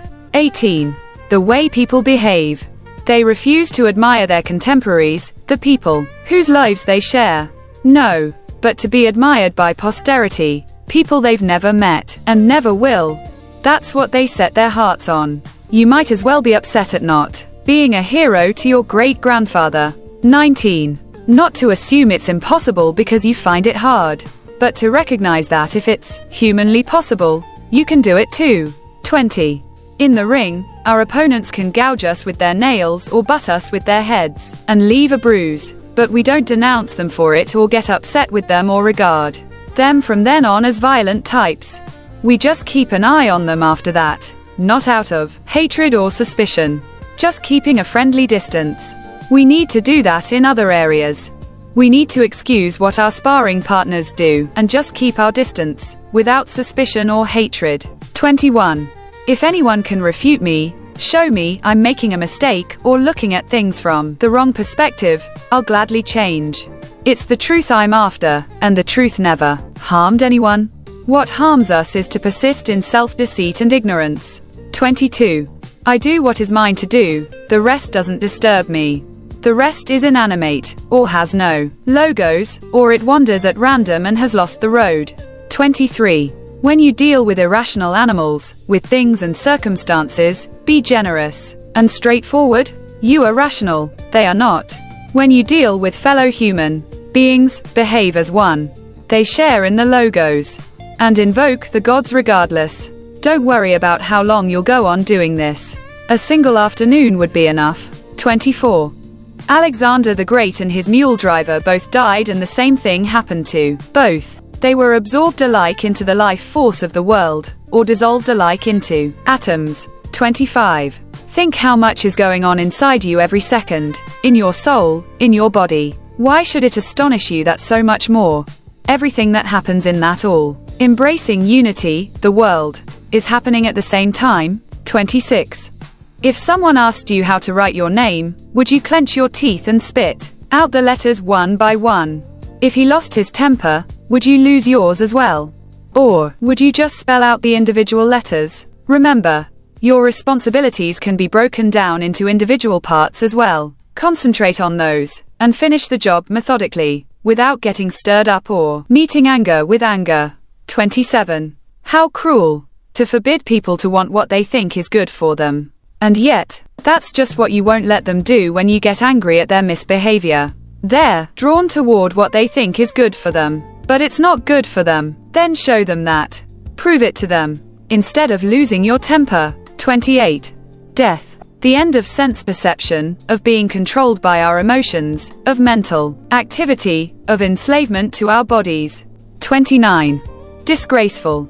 For the soul to give up when the body is still going strong. 30. To escape imperialization, that indelible stain. It happens. Make sure you remain straightforward, upright, reverent, serious, unadorned, an ally of justice, pious, kind, affectionate, and doing your duty with a will. Fight to be the person philosophy tried to make you. Revere the gods. Watch over human beings. Our lives are short.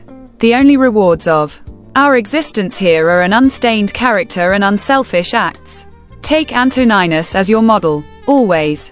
His energy in doing what was rational, his steadiness in any situation, his sense of reverence, his calm expression, his gentleness, his modesty, his eagerness to grasp things, and how he never let things go before he was sure he had examined them thoroughly, understood them perfectly, the way he put up with unfair criticism, without returning it, how he couldn't be hurried, how he wouldn't listen to informers, how reliable he was as a judge of character and of actions, not prone to backbiting, or cowardice, or jealousy, or empty rhetoric. Content with the basics, in living quarters, bedding, clothes, food, servants, how hard he worked, how much he put up with. His ability to work straight through till dusk. Because of his simple diet, he didn't even need to relieve himself, except at set times, his constancy and reliability as a friend. His tolerance of people who openly questioned his views and his delight at seeing his ideas improved on his piety, without a trace of superstition, so that when your time comes, your conscience will be as clear as his. 31. Awaken, return to yourself. Now, no longer asleep, knowing they were only dreams. Clear-headed again, treat everything around you as a dream. 32. I am composed of a body and a soul. Things that happen to the body are meaningless. It cannot discriminate among them. Nothing has meaning to my mind except its own actions, which are within its own control. And it's only the immediate ones that matter. Its past and future actions too are meaningless. 33. It's normal to feel pain in your hands and feet, if you're using your feet as feet and your hands as hands. And for a human being to feel stress is normal, if he's living a normal human life. And if it's normal, how can it be bad? 34. Thieves, perverts, parasites, dictators, the kind of pleasures they enjoy. 35. Have you noticed how professionals will meet the man on the street halfway but without compromising the logos of their trade? Should we as humans feel less responsibility to our logos than builders or pharmacists do? Are logos we share with the divine. 36. Asia and Europe, distant recesses of the universe. The ocean, a drop of water. Mount Athos, a molehill. The present, a split second in eternity. Minuscule, transitory, insignificant. 36a. Everything derives from it, that universal mind, either as effect or consequence. The lion's jaws, the poisonous substances, and every harmful thing, from thorns to mud, are byproducts of the good and beautiful. So don't look at them as alien to what you revere, but focus on the source that all things spring from. 37. If you've seen the present, then you've seen everything, as it's been since the beginning, as it will be forever. The same substance, the same form, all of it. 38. Keep reminding yourself of the way things are connected, of their relatedness. All things are implicated in one another and in sympathy with each other. This event is the consequence of some other one. Things push and pull on each other, and breathe together, and are one. 39. The things ordained for you, teach yourself to be at one with those, and the people who share them with you, treat them with love, with real love. 40. Implements, tools, equipment. If they do what they were designed for, then they work, even if the person who designed them is miles away. But with naturally occurring things, the force that designed them is present within them and remains there. Which is why we owe it special reverence, with the recognition that if you live and act as it dictates, then everything in you is intelligently ordered, just as everything in the world is. 41. You take things you don't control and define them as good or bad. And so of course when the bad things happen, or the good ones don't, you blame the gods and feel hatred for the people responsible, or those you decide to make responsible. Much of our bad behavior stems from trying to apply those criteria. If we limited good and bad to our own actions, we'd have no call to challenge God, or to treat other people as enemies. 42. All of us are working on the same project. Some consciously, with understanding, some without knowing it. I think this is what Heraclitus meant when he said that those who sleep are also hard at work, that they too collaborate in what happens. Some of us work in one way, and some in others. And those who complain and try to obstruct and thwart things, they help as much as anyone. The world needs them as well. So make up your mind who you'll choose to work with. The force that directs all things will make good use of you regardless, will put you on its payroll and set you to work. But make sure it's not the job Chrysippus speaks of, the bad line in the play, put there for laughs. 43. Does the sun try to do the rain's work? Or Asclepius Demeter's? And what about each of the stars, different, yet working in common? 44. If the gods have made decisions about me and the things that happen to me, then they were good decisions. It's hard to picture a god who makes bad ones. And why would they expend their energies on causing me harm? What good would it do them, or the world, which is their primary concern? And if they haven't made decisions about me as an individual, they certainly have, about the general welfare. And anything that follows from that is something I have to welcome and embrace. And if they make no decisions about anything, and it's blasphemous even to think so, because if so, then let's stop sacrificing, praying, swearing oaths, and doing all the other things we do, believing the whole time that the gods are right here with us. If they decide nothing about our lives, well, I can still make decisions, can still consider what it's to my benefit to do. And what benefits anyone is to do what his own nature requires. And mine is rational and civic. My city and state are Rome, as Antoninus. But as a human being, the world. So for me, good can only mean what's good for both communities. 45. Whatever happens to you is for the good of the world. That would be enough, right? There. But if you look closely, you'll generally notice something else as well. Whatever happens to a single person is for the good of others. Good in the ordinary sense, as the world defines it. 46. Just as the arena and the other spectacles weary you, you've seen them all before. And the repetition grates on your nerves, so too with life. The same things, the same causes, on all sides. How much longer? 47. Keep this constantly in mind, that all sorts of people have died, all professions, all nationalities. Follow the thought all the way down to Philistian, Phoebus, and Oregonian. Now extend it to other species. We have to go there too, where all of them have already gone. The eloquent and the wise.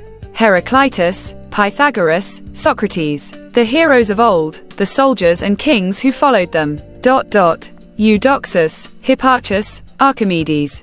The smart, the generous, the hard-working, the cunning, the selfish. And even Menippus and his cohorts, who laughed at the whole brief, fragile business. All underground for a long time now. And what harm does it do them? Or the others either? The ones whose names we don't even know. The only thing that isn't worthless. To live this life out truthfully and rightly. And be patient with those who don't. 48. When you need encouragement, think of the qualities the people around you have. This one's energy, that one's modesty, another's generosity, and so on. Nothing is as encouraging as when virtues are visibly embodied in the people around us, when we're practically showered with them. It's good to keep this in mind. 49. It doesn't bother you that you weigh only X or Y pounds and not 300. Why should it bother you that you have only X or Y years to live and not more? You accept the limits placed on your body. Accept those placed on your time. 50. Do your best to convince them. But act on your own, if justice requires it. If met with force, then fall back on acceptance and peaceability. Use the setback to practice other virtues. Remember that our efforts are subject to circumstances. You weren't aiming to do the impossible. Aiming to do what, then? To try. And you succeeded. What you set out to do is accomplished. 51. Ambition means tying your well-being to what other people say or do. Self-indulgence means tying it to the things that happen to you. Sanity means tying it to your own actions. 52. You don't have to turn this into something. It doesn't have to upset you. Things can't shape our decisions by themselves. 53. Practice really hearing what people say. Do your best to get inside their minds. 54. What injures the hive injures the bee. 55. If the crew talked back to the captain, or patients to their doctor, then whose authority would they accept? How could the passengers be kept safe or the patient healthy? 56. All those people who came into the world with me and have already left it. 57. Honey tastes bitter to a man with jaundice. People with rabies are terrified of water. And a child's idea of beauty is a ball. Why does that upset you? Do you think falsehood is less powerful than bile or a rabid dog? 58. No one can keep you from living as your nature requires. Nothing can happen to you that is not required by nature. 59. The people they want to ingratiate themselves with, and the results, and the things they do in the process. How quickly it will all be erased by time. How much has been erased already? Book 7. 1. Evil, the same old thing. No matter what happens, keep this in mind. It's the same old thing, from one end of the world to the other. It fills the history books, ancient and modern, and the cities, and the houses too. Nothing new at all. Familiar, transient. 2. You cannot quench understanding unless you put out the insights that compose it. But you can rekindle those at will, like glowing coals. I can control my thoughts as necessary. Then how can I be troubled? What is outside my mind means nothing to it. Absorb that lesson and your feet stand firm. You can return to life. Look at things as you did before. And life returns. 3. Pointless bustling of processions, opera arias, herds of sheep and cattle, military exercises. A bone flung to pet poodles, a little food in the fish tank. The miserable servitude of ants, scampering of frightened mice, puppets jerked on strings. Surrounded as we are by all of this, we need to practice acceptance. Without disdain, but remembering that our own worth is measured by what we devote our energy to. 4. Focus on what is said when you speak and on what results from each action. Know what the one aims at, and what the other means. 5. Is my intellect up to this? If so, then I'll put it to work, like a tool provided by nature. And if it isn't, then I'll turn the job over to someone who can do better, unless I have no choice, or I do the best I can with it, and collaborate with whoever can make use of it, to do what the community needs done. Because whatever I do, alone or with others, can aim at one thing only, what squares with those requirements. 6. So many who were remembered already forgotten, and those who remembered them long gone. 7. Don't be ashamed to need help. Like a soldier storming a wall, you have a mission to accomplish. And if you've been wounded and you need a comrade to pull you up, so what? 8. Forget the future. When and if it comes, you'll have the same resources to draw on. The same logos. 9. Everything is interwoven, and the web is holy. None of its parts are unconnected. They are composed harmoniously, and together they compose the world. One world, made up of all things. One divinity, present in them all. One substance and one law, the logos that all rational beings share. And one truth. If this is indeed the culmination of one process, beings who share the same birth, the same logos. 10. All substance is soon absorbed into nature. All that animates it soon restored to the logos, all trace of them both soon covered over by time. 11. To a being with logos, an unnatural action is one that conflicts with the logos. 12. Straight, not straightened. 13. What is rational in different beings is related, like the individual limbs of a single being, and meant to function as a unit. This will be clearer to you if you remind yourself, I am a single limb, mellows, of a larger body, a rational one. Or you could say, a part, meros, only a letter's difference. But then you're not really embracing other people. Helping them isn't yet its own reward. You're still seeing it only as the right thing to do. You don't yet realize who you're really helping. 14. Let it happen, if it wants, to whatever it can happen to. And what's affected can complain about it if it wants. It doesn't hurt me unless I interpret its happening as harmful to me. I can choose not to. 15. No matter what anyone says or does, my task is to be good. Like gold or emerald or purple repeating to itself. No matter what anyone says or does, my task is to be emerald, my color undiminished. 16. The mind doesn't get in its own way. It doesn't frighten itself into desires. If other things can scare or hurt it, let them. It won't go down that road on the basis of its own perceptions. Let the body avoid discomfort, if it can, and if it feels it, say so. But the soul is what feels fear and pain, and what conceives of them in the first place, and it suffers nothing, because it will never conclude that it has. The mind in itself has no needs, except for those it creates itself, is undisturbed, except for its own disturbances, knows no obstructions, except those from within. 17. Well-being is good luck, or good character. 17a. But what are you doing here, perceptions? Get back to where you came from, and good riddance. I don't need you. Yes, I know, it was only force of habit that brought you. No, I'm not angry with you. Just go away. 18. Frightened of change. But what can exist without it? What's closer to nature's heart? Can you take a hot bath and leave the firewood as it was? Eat food without transforming it? Can any vital process take place without something being changed? Can't you see? It's just the same with you, and just as vital to nature. 19. Carried through existence as through rushing rapids. All bodies, which are sprung from nature and cooperate with it, as our limbs do with each other. Time has swallowed a Chrysippus, a Socrates and an Epictetus, many times over. For Epictetus, read any person, and anything. 20. My only fear is doing something contrary to human nature, the wrong thing, the wrong way, or at the wrong time. 21. Close to forgetting it all, close to being forgotten. 22. To feel affection for people even when they make mistakes is uniquely human. You can do it. If you simply recognize that they're human too, that they act out of ignorance, against their will, and that you'll both be dead before long. And, above all, that they haven't really hurt you. They haven't diminished your ability to choose. 23. Nature takes substance and makes a horse, like a sculptor with wax, and then melts it down and uses the material for a tree, then for a person, then for something else, each existing only briefly. It does the container no harm to be put together, and none to be taken apart. 24. Anger in the face is unnatural, or in the end is put out for good, so that it can't be rekindled. Try to conclude its unnaturalness from that. If even the consciousness of acting badly has gone, why go on living? 25.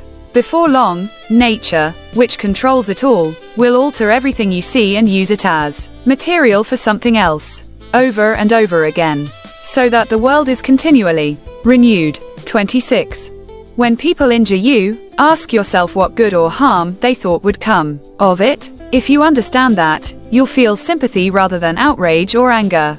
Your sense of good and evil may be the same as theirs, or near it, in which case you have to excuse them, or your sense of good and evil may differ from theirs, in which case they're misguided and deserve your compassion. Is that so hard? 27. Treat what you don't have as non-existent.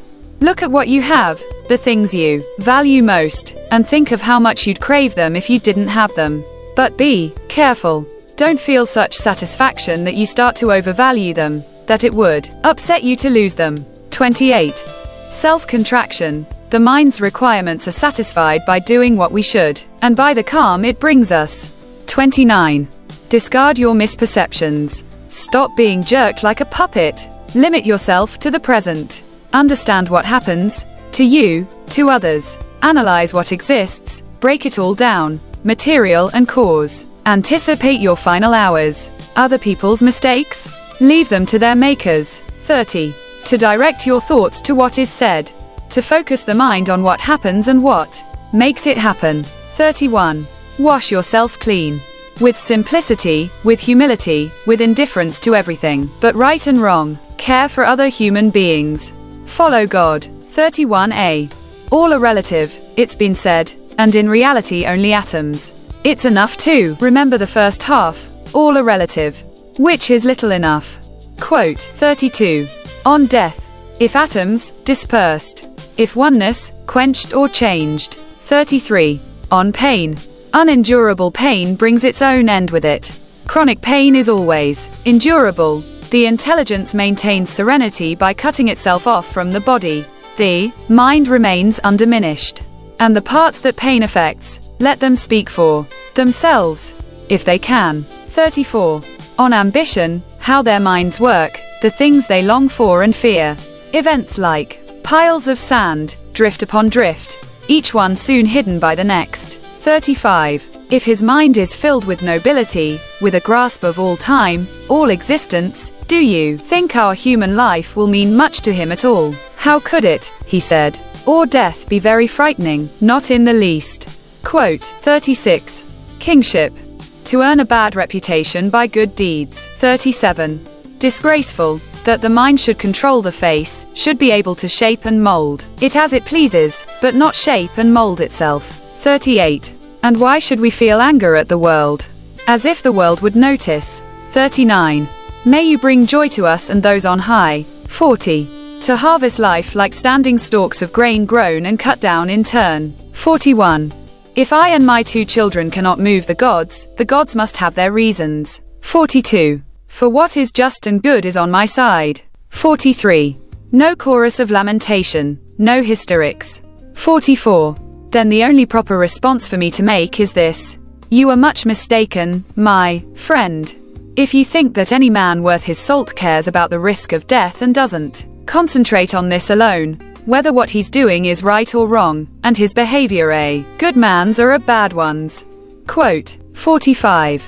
It's like this, gentlemen of the jury, the spot where a person decides to station himself, or wherever his commanding officer stations him, well, I think that's where he ought to take his stand and face the enemy, and not worry about being killed, or about anything but doing his duty. 46. But, my good friend, consider the possibility that nobility and virtue are not synonymous with the loss or preservation of one's life. Is it not possible that a real man should forget about living a certain number of years, and should not cling to life, but leave it up to the gods, accepting, as women say, that no one can escape his fate, and turn his attention to how he can best live the life before him. 47. To watch the courses of the stars as if you revolved with them. To keep constantly in mind how the elements alter into one another. Thoughts like this wash off the mud of life. Below. 48. Plato has it right. If you want to talk about people, you need to look down on the earth from above.